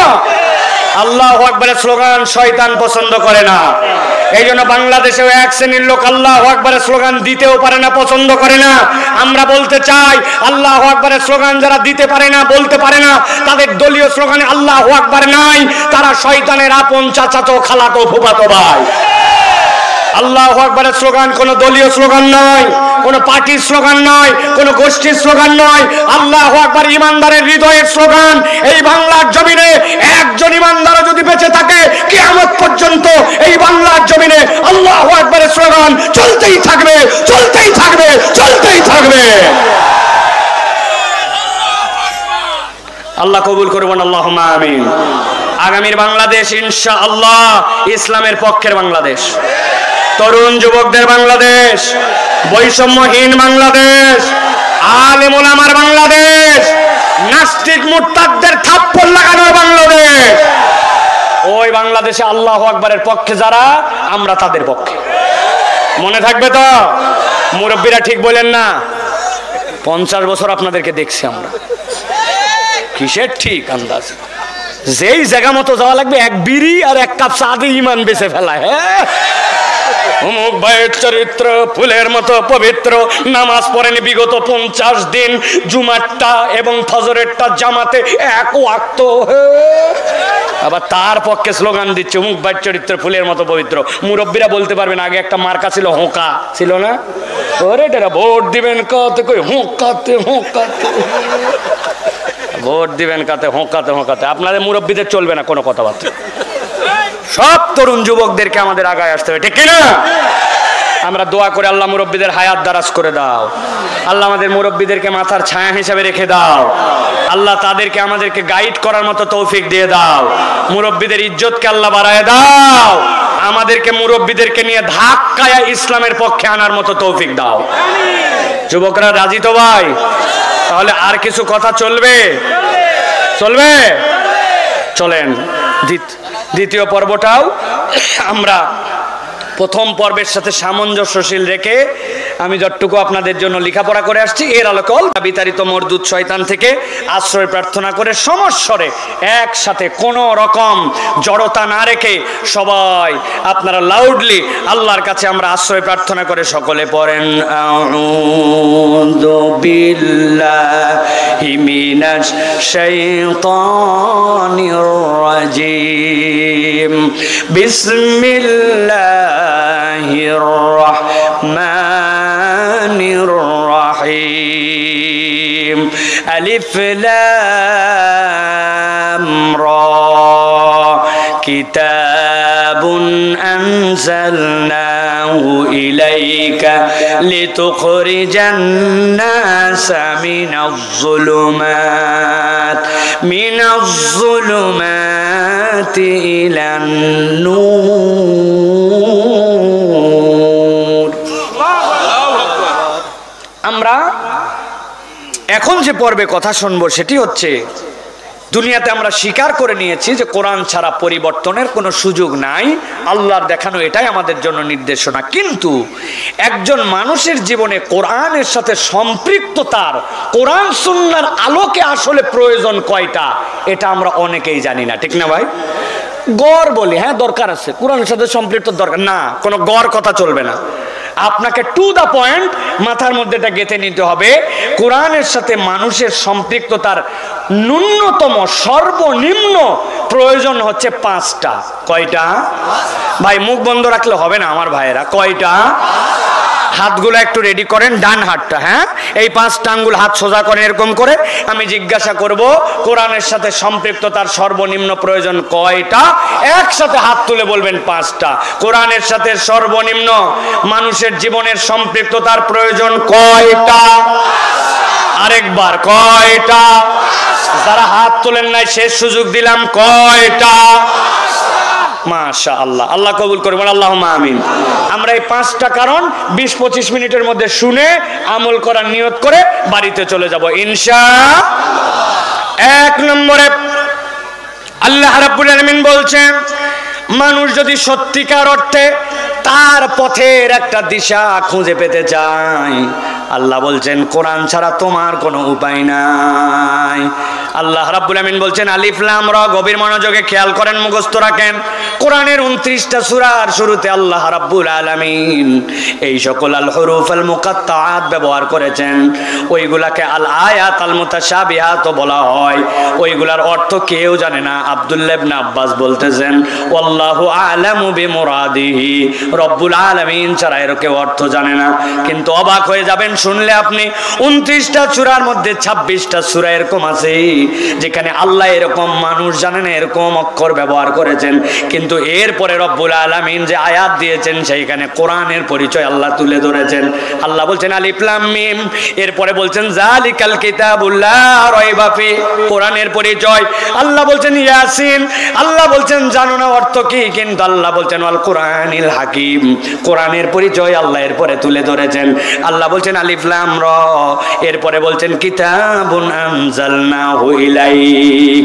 রব্বুল আলামিন এইভাবে কোরআনের পরিচয় দিয়েছেন। মুফাসসিররা ব্যাখ্যা করছেন আল্লাহ বান্দাকে অক্ষম করে দিলেন, এই তুমি কত গণিত পারো, কত জ্ঞান তোমার, কত আরবির পণ্ডিত্য, কিচ্ছু তুমি জানো না। আলিফ লাম রা, আলিফ লাম মিম হামিম, আল্লাহ এগুলা বলে বান্দাকে আটকায় দিলেন। দেওয়ার পরে বলছেন আসো এবার তোমাকে রাস্তা দেখাতে চাই, তোমাকে আমি সক্ষমতার পথে তোমাকে তুলে দিতে চাই। আল্লাহ বলছেন এমন কিতাব দিলাম, কিতাবুন আনজালনাহু ইলাইকা লিতুখরিজান নাসা মিনাজ যুলুমাতি ইলান নূর, আমি এই কোরআন দ্বারা মানুষকে অন্ধকার থেকে আলোর পথ দেখাবো। ওই আলোর পথ হচ্ছে জাহালতের পরের পথ, আর ওই অন্ধকার পথ হচ্ছে নবীজির সময়ের জাহালতের পথ। চিৎকার করে সবাই মিলে বলেন আইয়ামে জাহেলিয়াত বলার কারণ ছিল কয়টা? আল্লাহ রাব্বুল আমিন বলছেন, এবার খেয়াল করেন সূরা মায়েদা 16 নম্বর আয়াত। আল্লাহ বলছেন আমি তো পথ দেখাবো, কিন্তু পথটা পাবে কারা, পথের দিশাটা হবে কেমন করে? আল্লাহ বলছেন ইয়াহদি বিহিল্লাহু মান ইত্তাবা রিদওয়ানাহু সুবুলাস সালাম ওয়া ইখরিজুহুম মিনাজ যুলুমাতি ইলান নূর। আল্লাহ বলছেন দুনিয়ার মানুষ এই কোরআন তাদের জন্য হেদায়েত হবে। ইয়াহদি বিহিল্লাহু মান ইত্তাবা রিদওয়ানাহু, পথ এইটা থাকবে, কিন্তু ইসলামকে তুমি গ্রহণ করেছো কিনা এইটা তোমাকে অন্তর থেকে স্বীকারোক্তি দেওয়ার পরে মুখ দিয়ে প্রকাশ করে আচরণে তোমাকে প্রমাণ দিতে হবে। ফাউ ফাউ দাবি করলে এই কোরআনের পথ তোমাকে পথ দিশা দেখাবে না। এই দেশে এরকম লোক ছিল, দেখেন তো চিনতে পারেন কিনা, ফজরের নামাজের পরে যায় নামাজ খুঁজতো, আরেকজন তো রাতভর 70 রাকাতের উপরে তাহাজ্জুদ পড়ে ফেলাতো, ছিল তো। কিন্তু ওই লোকগুলা কি করছে, আলেমদেরকে বেছে বেছে মিথ্যা মামলায় ফাঁসায় দিয়েছে, ভুয়া সাক্ষী জোগাড় করেছে, মিথ্যা বিচার কোর্ট বানাইছে, দেশের শ্রেষ্ঠ আলেমদেরকে, শ্রেষ্ঠ মানুষগুলাকে হত্যা করে ফেলতে পর্যন্ত কার্পণ্যবোধ করে নাই। তার মানে বোঝা যায় তার ইমানের দাবি উপরে উপরে, ইমানটা তার হৃদয়ে কখনো আসে না। ঠিক না? আল্লাহ রাব্বুল আমিন এই জন্য বলছেন বান্দা তুমি যদি পথের দিশা পেতে চাও তাহলে তোমার হৃদয় থেকে কোরআনকে গ্রহণ করতে হবে, অন্তর থেকে ওই কোরআনের গ্রহণ করার পরে তোমার মুখ যেরকম রিফ্লেক্ট করবে ওইটার, তোমার দুনিয়াবি যেই কাজ থাকবে সেইটার চর্চার মধ্যে তোমাকে ঢুকতে হবে। কেবলমাত্র তুমি যদি ফাও ফাও দাবি করো আমি ইমানদার আমি ইমানদার, তাহলে এই ইমানের দাবির আল্লাহর কাছে কোনো দাম নাই। আর একটা জিনিস আপনাদেরকে বুঝাই দিয়ে যাই, সারা জীবন আর ভুলবেন না, আপনি যখন বলেন আশহাদু আল্লা ইলাহা ইল্লাল্লাহ, তার মানে আপনি সাক্ষ্য দিচ্ছেন আল্লাহ রাব্বুল আমিনের প্রতি। কিন্তু আবার যখন আপনি ভিন্নভাবে বলেন আমানতু বিল্লাহি ওয়া মালাইকাতি ওয়া কুতুবিহি, আশহাদু আল্লা ইলাহা ইল্লাল্লাহ আর আমানতু বিল্লাহর মধ্যে পার্থক্য আছে। আশহাদু আল্লাহ মানে সাক্ষ্য দেই, আর আমানতু মানে সাক্ষ্য দেই না। আমানতু মানে আমি রব্বুল আলামিন তোমার প্রতি বিশ্বাস এনে ফেললাম, তোমাকে মেনে নিলাম, ওয়া মালাইকাতি ফেরেশতাদেরকে মেনে নিলাম, ওয়া কুতুবিহি এই কিতাবের ভিতরে যা কিছু আছে সবগুলা মেনে নিলাম। একটার নাম সাক্ষ্য আর একটার নাম হচ্ছে মেনে নেওয়া, দুইটা কি কখনো এক হতে পারে? তাহলে কোনো ব্যক্তি যদি বলে হুজুর এই কোরআনুল কারীমের 15 পারা পর্যন্ত আমি গবেষণা করে দেখেছি, দেখার পরে বুঝেছি 15 পারার ব্যাপারে আমার কোনো মন্তব্য নাই, বাকিগুলো এখনো আমার গবেষণাধীন, এই জন্য এই পণ্ডিতকে আপনি কি বলবেন? 50% মুসলমান। কত পার্সেন্ট? 0। আরেকজন বলছে পুরাটা বুঝা লালছি, কেবলমাত্র ওই শেষের সূরার নাসটা আমার একটুখানি মন্তব্যের মধ্যে আছে, ওটা পড়ে টরে দেখতে হবে আমাকে, তাহলে বলবেন ওই ব্যক্তি 99% মুসলমান। কত পার্সেন্ট? জোরে বলেন। 0। ওই লোক আমানতু বিল্লাহি ওয়া মালাইকাতিহি ওয়া কুতুবিহি বলেছে, কিন্তু সে যদি কিতাবের একটা অংশ না মানে তাহলে তার 0% ঈমান। ওই লোকের আর বাঁচার কোনো উপায় নাই, ঠিক কি না? কিন্তু একটা উপায় আছে, সেইটা আমি অনেক চিন্তা ভাবনা করে বের করছি। আপনারা যদি রাজি থাকেন আজকের মাহফিলে সেইটা বলে দিতে চাই। বলবো? সবাইকে বলতে হবে, বলে দিব। কিন্তু ফিরি ফিরি বলা যাবে না ভাই, যাওয়ার সময় মুসাফা করে 50টা টাকা করে দেওয়া লাগবে। বলবে হুজুর খুচরা নাই, মাহফিলের প্যাকেটের মধ্যে দিয়ে ফেলাইছে, হুজুর কি টাকা না দিয়ে আনছি নাকি, আবার 50 টাকা করে নিবে, এইগুলা বলা যাবে না। 50 টাকা দিতে রাজি আছেন? বিরাট ব্যাপার। বাঁচার একটা উপায় বের করছি, দেখেন। আপনাদের যদি পছন্দ হয় তাহলে টাকা দিয়েন। এখন থেকে আমরা বলবো, যখন কালেমা পড়বো তখন বলবো আমানতু বিল্লাহি ওয়া মালাইকাতিহি ওয়া কিছু কিছু কুতুবিহি, অথবা বুদ্ধি করে বলবো আমানতু বিল্লাহি ওয়া মালাইকাতিহি ওয়া যদ্দুর বুঝি তদ্দুর কুতুবিহি।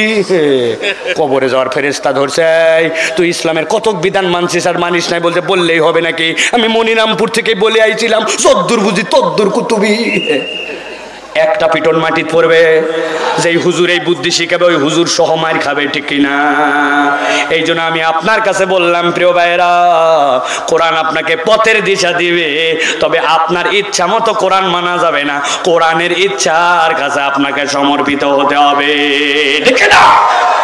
আপনার ইচ্ছায় কোরআন চলবে না, কোরআনের ইচ্ছায় আপনাকে চলতে হবে। যদি এইটা কেউ শপথ নিতে পারে, আল্লাহ রাব্বুল আমিন ওই ব্যক্তিকে পথের দিশা দেখাবেন। তাহলে পথের দিশা যদি পেতে চাই, কোরআন ছাড়া আমার কোনো বিকল্প নাই। এইটার প্রতি শতভাগ ঈমান আমাদের আনা হয়েছে। তো এবার চলেন 2 নম্বর কারণ, খুবই গুরুত্বপূর্ণ। আল্লাহ রাব্বুল আমিন বলছেন, নবী আপনি জানায় দেন, বান্দা যদি জীবনের উদ্দেশ্য খুঁজে পেতে চায়, কোরআনুল কারীম ছাড়া কোনো উপায় নাই। ও যুবক, তোমাকে মোটিভেশন দেয় অনেকে, জীবনের উদ্দেশ্য কি? তোমাকে বড় হতে হবে, শ্রেষ্ঠ হতে হবে, তোমাকে টপ হতে হবে, তোমাকে ফাইট করতে হবে, দুনিয়া জয় করে ফেলতে হবে, ফাটায় ফেলতে হবে, বলে না? এই যে ফাটায় ফেলতে হবে বলে, এইটা পুরাপুরি একটা শয়তানি চক্রান্ত। কেননা ইসলাম আপনাকে কখনো একজনের সাথে আরেকজনের প্রতিদ্বন্দ্বী বানায় দেয় না। ইসলাম প্রতিদ্বন্দ্বিতা শেখায় না, ইসলাম শিখাইছে সহযোগিতা। আল্লাহ বলছেন তাআওয়ানু আলাল বিররি ওয়াল উদওয়ান, তাআওয়ানু আলাল বিররি ওয়াত তাকওয়া ওয়া লা তাআওয়ানু আলাল ইসমি ওয়াল উদওয়ান। ও বান্দা, আমি তোমাকে সহযোগী বানালাম। আল্লাহ বলছেন জীবনের উদ্দেশ্য বোঝাই যুবক, জীবনের উদ্দেশ্য ঠিক করো। আল্লাহ বলছেন কোরআনুল কারীমের মধ্যে, আল্লাযী খালাকাল মাউতা ওয়াল হায়াতা লিয়াবলুয়াকুম আইয়ুকুম আহসানু আমালা। আল্লাহ বলছেন, ও দুনিয়ার মানুষ, আমি রব্বুল আমিন তোমাকে মৃত্যু দিলাম, তোমাকে জীবন দিলাম, আর এইটার কারণ তোমাকে দিলাম আইয়ুকুম আহসানু আমালা। ও মুরব্বি, ও আমার বুবা বাবাজিরা, কেউ কি এখানে একজন আছেন আমরা তো একদম মিসকিন আমলের দিক দিয়ে? আপনারা তো অনেক আগের থেকে আমল করেন, পীর আউলিয়াদের সহবত পেয়েছেন, এই অঞ্চলে ফুরফুরা হুজুরদের বিরাট প্রভাব, ঠিক না ভাই? অনেকে আছেন বলেন, কেউ একজন বুকে হাত দিয়া, বাবা জীবনে এমনভাবে 10 রাকাত নামাজ পড়ছি, এত মনোযোগ, এত কনসেন্ট্রেশন, এত দোয়া তাসবিহ, এমনভাবে আল্লাহর দিকে নামাজ আমার ছিল, এই 10 রাকাত নামাজ আল্লাহ কবুল না করে পারবে না? হ্যান্ডেটে হ্যান্ডেট বলতে পারবো ভাই? আর আমরা যদি বলি, ভাই এত বড় বড় লেকচার না মারে হুজুর, আপনি তো ওয়াজ করতেছেন, আপনি বলেন, আমি বুকে হাত দিয়ে 2 রাকাত নামাজের কথাও বলতে পারবো না। কেউ কি আছেন এখানে এমনভাবে রোজা রাখছে, চোখের গুনাহ হয়নি, মনের গুনাহ হয়নি, কানের গুনাহ হয়নি, আমার রোজা আল্লাহ কবুল করতেই হবে, এরকম বলার হিম্মত কি কারো আছে? কেন এগুলা বলছি? আল্লাহ বলছেন, বান্দা আমি যদি তোমাকে বলতাম আইয়ুকুম আকমালু আমালা, আমার কাছে তোমার জীবনের উদ্দেশ্য হচ্ছে তোমার ইবাদতে পূর্ণতা দেওয়া লাগবে, আমাদের একটা ইবাদতও আল্লাহর কাছে যাইতো না। কিন্তু আল্লাহ সহজ করে বললেন, আমার বান্দা তোর মন অন্যদিকে চলে যাবে, আবার নামাজের মধ্যে নিয়ে আয়, তোর মন নামাজ থেকে গাফেল করবে, হবে আবার তুই নামাজি হ, তোর মুখ দিয়ে মিথ্যা বেরিয়ে যেতে পারে, এরপরে তওবা করে মিথ্যার থেকে আবার লাইন মতো আয়। আমি আল্লাহ বললাম আমি তোর পূর্ণতা দেখব না, যেই আল্লাহ জীবন দেয়, যেই আল্লাহ মারে, ওই আল্লাহ বলছেন আইয়ুকুম আহসানু আমালা, আমার জন্য কেউ উত্তম করে করতে পারে, আমি আল্লাহ এইটাই দেখতে চাই। বান্দা যদি রবের দয়া এইটা একবার কল্পনা করে, তাহলে তার জীবনের সব কিছুর মধ্যে আনন্দ খুঁজে পাবে, ঠিক কি না? আল্লাহ রাব্বুল আমিন বলছেন মানুষের জীবনে আরেকটা উদ্দেশ্য আছে।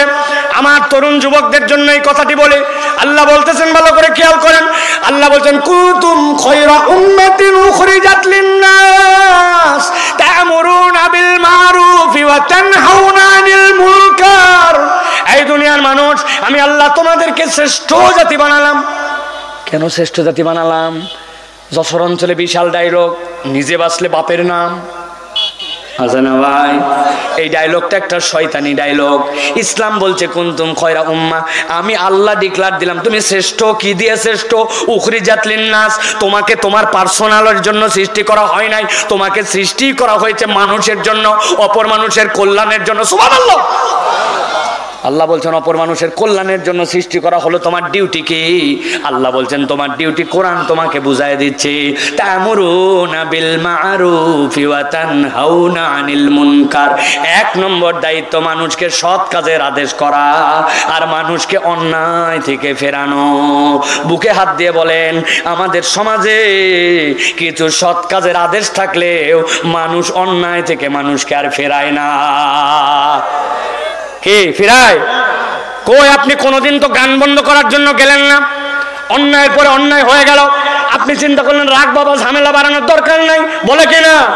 এলাকার ছেলেগুলা বিড়িখোর হয়ে গেল, গাঁজাখোর হয়ে গেল, আপনি মনে করছেন আমার ছেলে না বাবা, মানুষের ছেলেকে বলে অযথাই ঝামেলা বাড়াতে যাব কেন? বলতে যায় না। যেইগুলা লিডার আপনি বলেন, ওই লিডাররা অবশ্য যারা বিড়ি খায় তাদেরকে কিছু বলে না, তার কারণ উনি অনেক আগের থেকে বিড়ি খাওয়া বাদ দিয়েছে, ঠিক কিনা? মনে করছেন বিড়ি খাওয়া বাদ দিয়ে আল্লাহর ওলি হয়ে গেছে? জি না, না না না, বিড়ি খায় না বাবা। এখন বিড়ি নিয়ে আছে, ভিতরের মাল ফেলায় দেয়, ফেলায় পকেটেতে পুরি আবার করে কুচকুচ করে কাটে, ওর মধ্যে মাল ভরায় ডায়লগ দেয়, এক টানেতে যেমন তেমন, দুই টানেতে রাজা। মনিরামপুর অঞ্চলে উহার নাম, ও বাবা সবাই জানে যে গাঁজাখোর লিডার আপনার কেমনে বিড়ি খোররে মানা করবে, ঠিক না?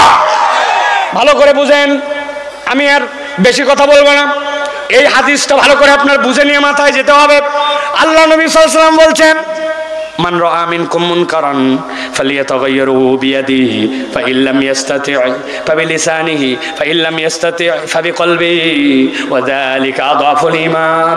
তোমাদের মধ্যে কেউ যদি অন্যায় দেখো, প্রথমে তোমাকে প্রতিবাদ করতে হবে শক্তি দিয়া, না পারলে মুখ দিয়া, না পারলে অন্তর দিয়া। আর অন্তর দিয়ে যেটা ঘৃণা করবে ওটা ঈমানের সর্বনিম্ন স্তর, এরপর আর ঈমান নাই। এই হাদিস কি শুনেছেন আপনারা? এখন শুনছেন তো ভালো, আমল করছেন কেমনে? নবী বলছে উপর থেকে আমলের কথা, উনি শুরু করছে নিচের দিক থেকে। কোনো কিছু খারাপ দেখলে বলে আস্তাগফিরুল্লাহ, আমি এর সাথে নাই, আমি এগুলা লাইক করি না, আছে না? আর মনে করতেছে আমি শ্রেষ্ঠ, আমি আল্লাহ রাব্বুল আমিনের শ্রেষ্ঠত্ব ধরে রাখছে। আপনি বুঝেন নাই হাদিসের মানে। একটা উদাহরণ দেই, সারা জীবন মনে রাখবেন। আপনাদের মসজিদে 3টা ধাপ সিঁড়ি দিয়ে মসজিদে ওঠা লাগে। ইমাম সাহেব একদিন এসে ফজরের সময় দেখে মসজিদের নিচের ধাপের যেই সিঁড়ি, ওই সিঁড়ির মধ্যে একটা কুত্তা মরে গেছে। ইমাম সাহেব চিন্তা করছে কুত্তার মরার জায়গা পেল না, আস্তাগফিরুল্লাহ। স্যান্ডেলটা কোন রকম দূরে খুলে লাফ দিয়ে মসজিদের ভিতরে ঢুকেছে। ফজরের যে কয়টা মুসল্লি সে কয়টায় লাফ দিয়ে ভিতরে গেছে। নামাজ পড়ার পর সকলে উঁসখুঁস। ইমাম সাহেব বলছে কেউ যাবেন না, নামাজের পর একটুখানি দোয়া হবে, কুত্তা সরানোর জন্য দোয়া হবে। ফজরের পরে সকল মুসল্লি হাত তুলছে, রব্বুল আলামিন আমরা ফজরের মুসল্লি আল্লাহ, একটা কুত্তা মরার জায়গা পেল না, মসজিদের সিঁড়িতে মরল। আল্লাহ আল্লাহ দয়া করে তুমি কুত্তাটা উঠায় নাও। দোয়া করে ফজরের সব মুসল্লি চলে গেছে। ওই দিন আবার রোদ উঠছে, এরে রোদ, কুত্তার গায়ে লাগে পেট ফুলে, কোনার দিক থেকে একটু জোহর হতে হতে ফুটা হয়ে গেছে। ইমাম সাহেব এসে দেখে কুত্তা আগের মতো নাই, কুত্তা তখন গন্ধ ছড়াচ্ছে, নাক ধরে বলছে আস্তাগফিরুল্লাহ আল আযীম, আমি এগুলা পছন্দ করি না। এরপরে জুতা রেখে লাভ দিয়ে যে মসজিদে ঢুকছে 50 জন মুসল্লি। চিন্তা করছে ফজরে দোয়া করলাম ভিআইপি মুসল্লি দিয়ে, একজন মুসল্লি বলছে আজগবি দোয়ায় কাজ হবে নাকি? ওই সময় তাবারক ছিল দোয়াত। বলছে কথা তো ঠিক, তাহলে আসরের সময় বিরিয়ানি দিয়ে কুত্তা সরানোর জন্য দোয়া হবে। আসরের সময় যদি বিরিয়ানি দিয়ে দোয়া হয়, বুঝে থাকলে বলেন এইরকম করে যদি একদিন পার হয়, কুত্তা এমন ভাবে গলে যাবে, সিঁড়ির থেকে আসপাস দুর্গন্ধ ছড়াবে, মসজিদে ঢোকাই কঠিন হয়ে যেতে পারে, ঠিক না? কেন বুঝাইছে এই কথা? আপনি ঘৃণা করেন অন্তর দিয়ে, আপনার ঘৃণা করার তখন দায়িত্ব ছিল না। আস্তাগফিরুল্লাহ বলে কাজ হবে না। ইমাম সাহেব বলতো, সভাপতি সাহেব আমার সাথে পরিচয় নাই, কিন্তু আপনি তাড়াতাড়ি কুত্তা সরানোর জন্য ব্যবস্থা করেন। সভাপতি মিউনিসিপ্যালিটি, পৌরসভা অথবা যেইখানকার দায়িত্বশীল তার কাছে ফোন দিয়ে বলতে হয় তাড়াতাড়ি সরাও, সকাল থেকে কুত্তা ডিস্টার্ব করছে। 2 বার ফোন দিছি, এর পরের বার আমাদের কাছে ভোট চাইতে এসে দেখো তুমি কুত্তা সরানো পারো না, তুমি আবার কিসের দায়িত্বশীল? আতঙ্কে ওই লোক পাওয়ার দেখাইছে, সাথে সাথে সরে গেছে। যেই লোক মুখে বলতে পারছে সে বলছে, আর যার মনের ঘৃণা সে মনে ঘৃণা করছে। এখন সব বাদ দিয়ে সবাই মিলে যদি খালি আস্তাগফিরুল্লাহ কুত্তা গন্ধ এইটা বলে, তাহলে ওই কুত্তাটা মসজিদে যাওয়া বন্ধ করে দিবে। আমি মসজিদ দিয়ে উদাহরণ দিয়ে বুঝালাম, সমাজে যদি আমরু বিল মারুফের সাথে নাহি আনিল মুনকার না থাকে, ওই সমাজ দিয়ে এমন গন্ধ বের হবে, আপনি যত বড় হুজুর হন আর ইসলামপন্থী হন, ওই গন্ধের বাইরে আপনিও থাকতে পারবেন না, ঠিক না? দেখেন না সমাজ কেমন হয়েছে? বাচ্চা কাচ্চা আগে পিতামাতাকে দেখে ভয় করত, এখন পিতামাতা বাচ্চাকে দেখে ভয় করে। কথা বলেন। বাপরে সন্ধ্যার পরে বাড়িতে চলে আসিস, বলছে আর একবার যদি ফোন দিছো আজকে রাত্রে ফিরবই না। বলছে বাবা রাগ করিস না, যখন মন চাই তখন আসিস। আছে না এরকম বেয়াদব ছেলে এলাকায় না? 200 টাকা দাও। কি জন্য 200 টাকা লাগবে? বলছে চুল কাটবো। বলছে চুল কাটতে মানুষের 30 টাকা লাগে। বলছে আমি যেমন তেমন চুল কাটি না, আমার চুল 3 তলা কাটিং। কুত্তার ডায়রিয়া হওয়ার পরে লেজ যখন রোদে শুকায়, এরপরে যে শার্ট, ওই শার্ট মারবো। বুঝেন নাই? কুত্তার অনেক সময় স্যাঁতস্যাঁরি পায়খানা হয়, দেখবেন তখন খোকসার পাতা চিবাই চিবাই খায়, ঘাস চিবাই চিবাই খায়। এরপরে কুত্তার ডায়রিয়া যখন ভালো হয়ে যায়, তখন রোদ লাগে, ওই যে স্যাঁতস্যাঁরা গু যেটা লাগছিল লেজের মধ্যে, ওই লোমগুলা তখন খাড়া খাড়া হয়ে যায়। এরপরে লেজ যখন বেঁকা হয়ে যায়, এদিক দিয়ে কোনো কিচ্ছু নাই, কিন্তু সাইড দিয়ে চুল অনেকগুলা দেখবেন এইরকম করে করে চুল কেটে ঘুরে বেড়ায়। ওটার নাম দিছি আমি কুত্তার ডায়রিয়া হওয়ার পরে লেজ শুকানি কাট। বাড়িতে আসে মা বলছে এটা কোনো চুল কাটা হলো নাকি? বলছে তুমি কি বুঝো স্মার্টনেসের? বেশি কথা বললে বাড়ির থাকবো না। আজাগে না। এই বেয়াদব গুলা কেমনে পয়দা হলো?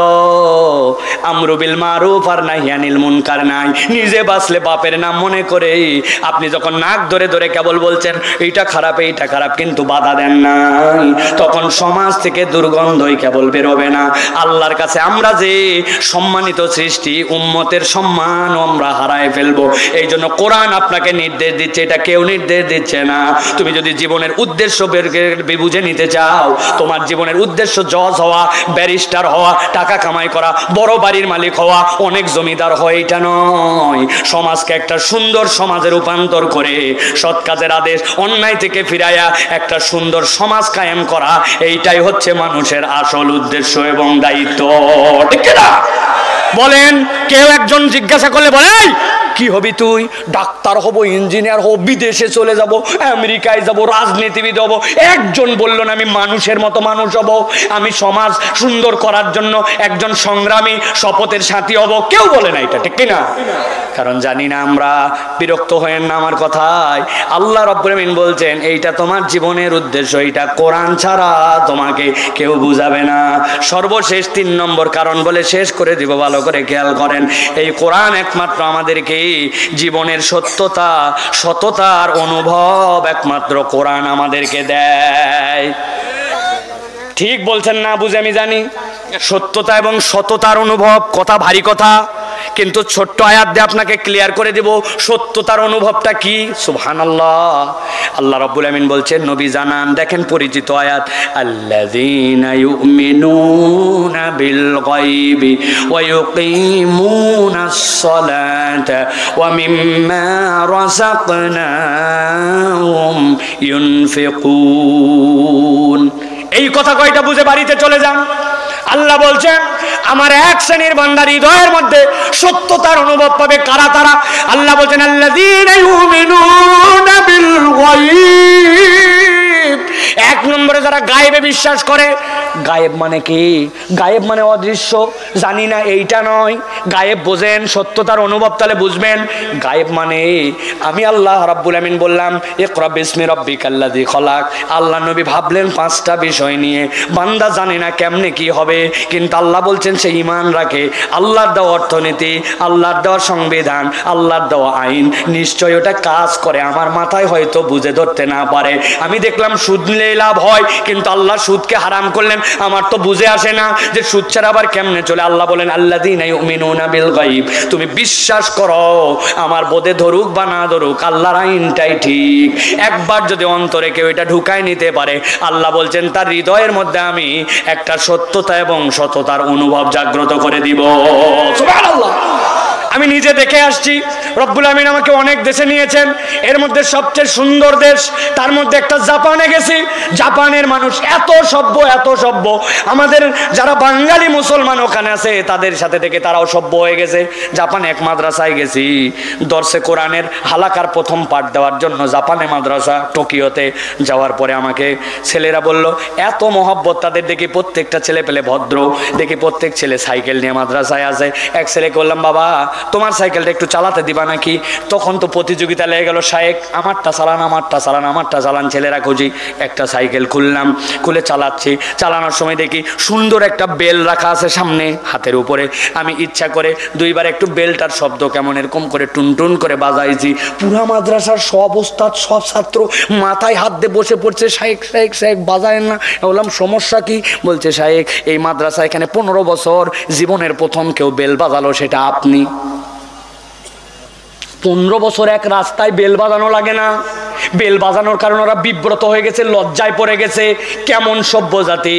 প্রযুক্তিতে আগায়া টোকিও থেকে ওসাকা পর্যন্ত গেছি, কয়েকশো মাইল রাস্তা। রাস্তার দুই পাশ দিয়ে মানুষের জন্য অসুবিধা না হয় এই জন্য সাউন্ড প্রুফ করে সুন্দর করে তারা গ্লাস লাগাই দিয়েছে।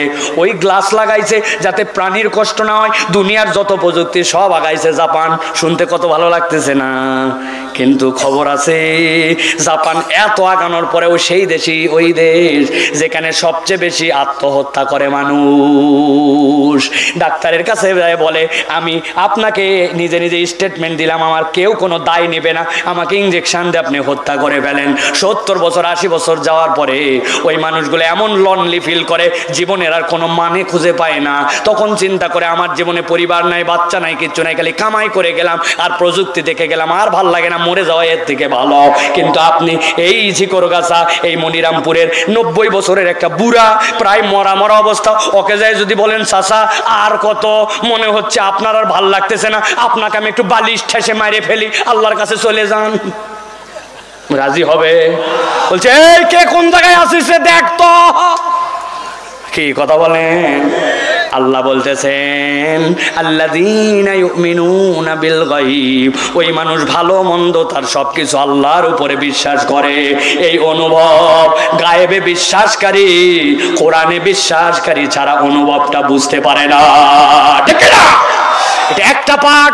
এবার চলেন দ্বিতীয় পাঠের কথা বলি। এটা আরো ইন্টারেস্টিং। আপনি জীবনের আগে কখনো শোনেন নাই, অথবা শুনতে পারেন কিন্তু এইভাবে অনুভব করেন নাই। আল্লাহ বলছেন ওয়ালাকুম ফিল কিসাসি হায়াতুন ইয়া উলিল আলবাব। এক লোক যদি কাউকে হত্যা করে ফেলে তাহলে ইসলামে তার জন্য বিধান 3টা। কয়টা? কয়টা? 1 নম্বর, যারা ভিকটিম তারা চাইলে তাকে হত্যার বদলে ক্ষমা করে দিতে পারে, যা মাফ করে দিলাম। 2 নম্বর, মাফ করব তবে আমাদেরকে এই টাকা আগে দেওয়া লাগবে, রক্তপণ দেওয়ার পরে তোমাকে ক্ষমা করা হবে। 3 নম্বর, নগলা কিচ্ছু বুঝি না, মারছে মারে ফেলাও, হত্যার বদলে হত্যা। ইসলাম বলতেছে শেষ। কিন্তু আমাদের প্রচলিত আইন, পৃথিবীর আইন কি বলতেছে? আল্লাহ বলতেছেন এই যে হত্যার বদলে আরেকজনকে হত্যা করা হলো, আমি আল্লাহ বললাম এর ভিতরে তোমাদের জন্য জীবন আছে। ওরা বলতেছে কিসের জীবন আছে আন্দাজে, একজন তো মরছেই, আরো একটা লোককে মারে ফেললেন, ফেলে দুই পরিবার এখন নিঃস্ব হয়ে গেল, এটা কোনো বিচার নাকি? এটা বিচার না। ওরা বলছে এর মধ্যে জীবন নাই, কিন্তু আপনি বুঝতেছেন এর মধ্যে আল্লাহ বলছে জীবন আছে।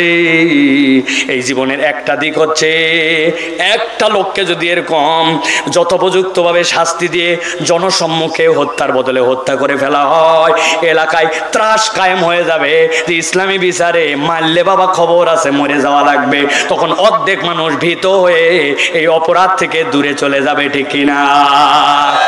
একটা দিক এইটা, কিন্তু আরেকটা অন্তর্নিহিত দিক আছে। আল্লাহ বলছেন ওয়ালাকুম ফিল কিসাসি হায়াতুন ইয়া উলিল আলবাব, এর মধ্যে তোমাদের জীবন আছে, দেখেন তো মিলে কিনা? এইভাবে কখনো চিন্তা করছেন কিনা? এক লোক একজনকে মারছে, মারার পরে ওই লোকের জন্য সশ্রম যাবজ্জীবন কারাদণ্ড হয়েছে।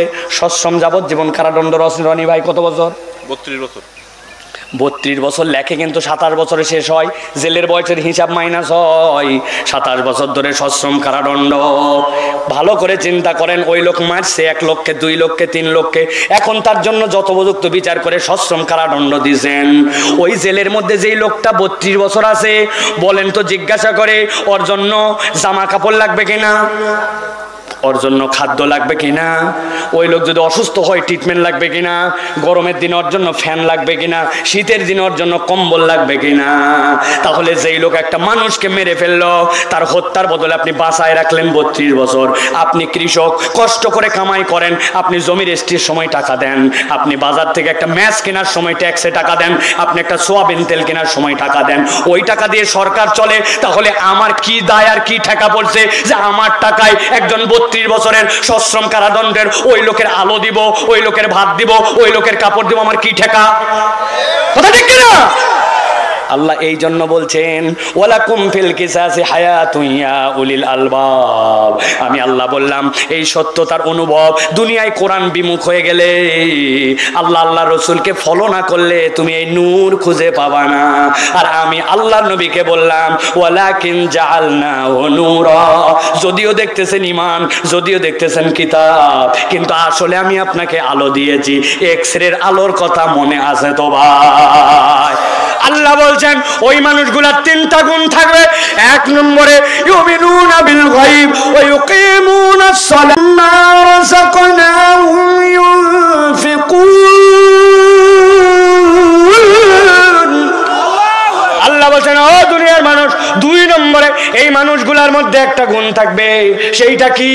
ইউকিমুনাস সালাহ, তারা নামাজ কায়েম করবে। ও বাবা, ফজর থেকে এসা পর্যন্ত নামাজ আমি কায়েম করি, আপনি নামাজ কায়েম বোঝেন নাই ভাই।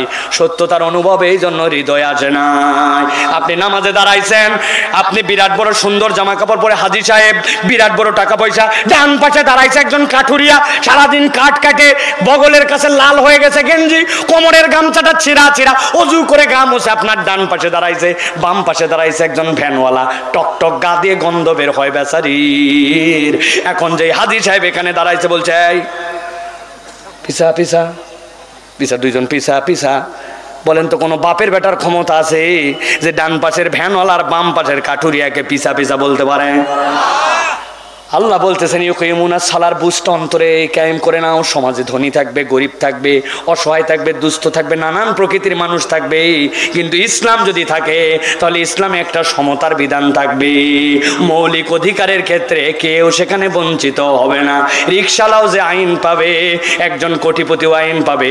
রিকশালাও মৌলিক খাদ্য পাবে, মৌলিক বাড়ি পাবে, চিকিৎসা পাবে, কোটিপতিও তাই পাবে। একজনের 1000 কোটি থাকতে পারে, কিন্তু আরেকজনের 500 টাকা থাকলেও রাষ্ট্র এই সমতা দিবে, যেটা নামাজের পাশাপাশি দাঁড়ানো ছিল। আল্লাহ বলছেন এইটাই হচ্ছে ইউকিমুনাস সালাহ ওয়া মিম্মা রাযাকনাহুম ইউনফিকুন। আর আল্লাহ বলছেন ওই মানুষগুলা খরচ করবে কিসের থেকে? খরচ করবে আমি আল্লাহ যে রিজিক দিয়েছি ওই রিজিক থেকে বান্দা খরচ করবে। বান্দা বলে আমি দান করেছি, আমি দিলাম, আমি দিব, আমি রড দিলাম, আমি সিমেন্ট দিব, আমি দিলাম। আল্লাহ বলছে একটা থাপ্পড় লাগাবো ব্যাককল কথাকার। আমি বলতেছি আমি তোকে রিজিক দিছি, তুই খালি ওইটা ডেলিভারি করে দিছিস। ডেলিভারি ম্যান মালিক হয় না? না না, ডেলিভারি ম্যান বুঝছেন? আপনার কাছে পার্সেল আসছে, অর্ডার দিছে আপনাকে, সুন্দরবন থেকে একজন মধু দিছে, ডেলিভারি ম্যান বলতেছে ধরেন এই মধুটি আপনাকে আমি দিলাম। বলছে আরে গর্ধবের বাচ্চা গর্ধব, ওই মধু উমুকে আমাকে পাঠাইছে, তোক দিছে ডেলিভারি দেওয়ার জন্য। পিওন আবার বলতেছে আমি দিলাম, ব্যাককল কোথাকার, ফুটানি মারিস না, যা কাদা। বলবেন কি না? আল্লাহ একই কথা বলছেন, ওয়ামিম্মা রাযাকনাহুম ইউনফিকুন। জীবনের সত্যতার অনুভব কেউ দিবে না, কোরআন আপনাকে সম্পৃক্ত করলে দিবে। আল্লাহ বলছেন ওই মানুষগুলা আল্লাহর দেওয়া রিজিক থেকে দান করবে। শেষ একটা উদাহরণ দিয়ে দেই, তাহলে আপনার মাথাটা পরিষ্কার হয়ে যাবে। আপনারা যে ধান লাগান, এই যে সামনে ধানের ক্ষেত, ধানের ক্ষেতের মধ্যে বসে আছেন, ঠিক না ভাই? দেখেন তো যশোরে ধান লাগান, জমি টমি রেডি করে এরকম করে ধান নিয়ে আসে, পাইকারি ধরে ছিটায় দেন, ওখান থেকে ধানের গাছ হয়ে ধান বড় হয়ে যায়। তাই কেমনে ধান লাগান দেখেন। আমার সাথে যদি মিল থাকে তাহলে একটু হো বললেন। ঘুমায় গেছেন কারা কারা, হাত তোলেন। ভালো করে খেয়াল করেন। আপনি ছোট্ট করে একটা বেড রেডি করেন, আগে নরম করে মাটি রেডি করেন। মাটি রেডি করার পরে একটা আঁশ যেন না থাকে ওর মধ্যে, একটা যেন ওর মধ্যে কোনো চুলও না থাকে। আপনি চেষ্টা করেন নরম মাটি বানানোর। আগের রাত্রে, এরপরে সবচেয়ে ভালো বীজ যেইটা, ওইটা আপনি আগের রাত্রে একটু ভিজায় রাখেন। রাখার পরে সন্ধ্যার দিক দিয়ে নিয়ে যেয়ে সুন্দর করে বেডের মধ্যে আস্তে আস্তে করে ছিটায় দেন। 10 কেজি বেডের মধ্যে ছিটান। এরপরে ওইটা চারা ওঠে, চারাগুলো আস্তে করে তুলে নেন। তুলে নেওয়ার পরে এরপরে জমি রেডি করেন। সাধ্যের মধ্যে সবচেয়ে সুন্দর করে সোজা সোজা সোজা সোজা করে ধান গেড়ে গেড়ে ধান লাগান। এইভাবে যদি আপনাদের এলাকায় লাগায় তাহলে একটু হো বলেন, হো। হ্যাঁ, কিন্তু প্রিয় ভাইরা সত্যতার অনুভবটা দেখেন। মিম্মা রাযাকনাহুম ইউনফিকুন। আপনি মুরব্বী 10 কেজি ধান ছিটায় দিয়া আপনি চারা তোলার জন্য লাগাইছেন, কিন্তু আপনি কখনো কি ভেবে দেখেছেন যে কোনো দিক দিয়ে শিকড় গজায় না, যে কোনো দিক দিয়ে পাতা বের হয় না। শিকড় গজানোর একটা দিক আছে, পাতা বের হওয়ার দিক আছে, কিন্তু 10 কেজি যে আপনি ছিটাইছিলেন ওর 95 ভাগ আপনি উল্টা পাল্টা ছিটাইছেন। কোনো বীজ কাত হয়ে পড়ছে, কোনোটা উপর হয়ে, কোনোটা শীত হয়ে, কোনোটা মাটি পায় নাই, একটা আরেকটার উপরে ছিল। কথা বলেন ঠিক কিনা? কিন্তু রাত যেতে দেরি নাই, সকালবেলা কোন রব সব শিকড়গুলা নিচের দিকে নামতে বলল, পাতার কুশিগুলো উপর দিকে উঠায় দিল।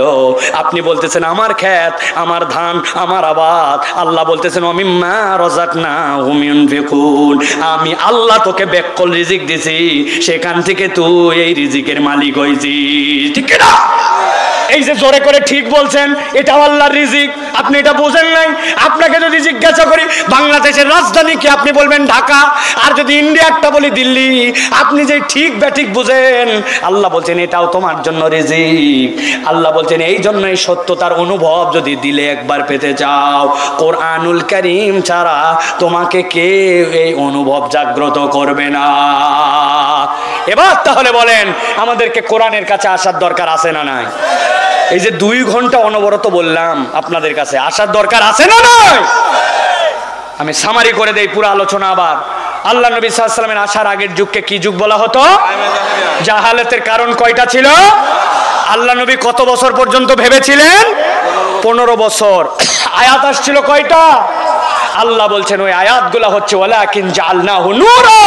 ওই নূর হচ্ছে কোরআন, আর ওই কোরআনের সাথে সম্পৃক্ত হলে আলোর দিশা পাবো, জীবনের উদ্দেশ্য জানবো, এবং আল্লাহ রাব্বুল আলামিন একটা সত্যতার অনুভব দিবেন। মুসলমান কখনো হতাশ হবে না, সে যা পাবে তাতেই আল্লাহর প্রতি খুশি থাকবে। ঠিক কিনা? এই বোধ আল্লাহ যেন আমাদেরকে জাগ্রত করেন, এই কোরআনের পথে যেন আমাদেরকে আল্লাহ রাব্বুল আলামিন আসার তৌফিক দান করেন। আমরা যারা শুনলাম আমাদেরকে আমলের জিন্দেগি গঠন করার তৌফিক দান করেন। ওয়ামা তৌফিকি ইল্লা বিল্লাহ। প্রিয় ভাইয়েরা, আমাদের এই মাদ্রাসা এবং আমাদের এই প্রতিষ্ঠান যেটা আল্লাহ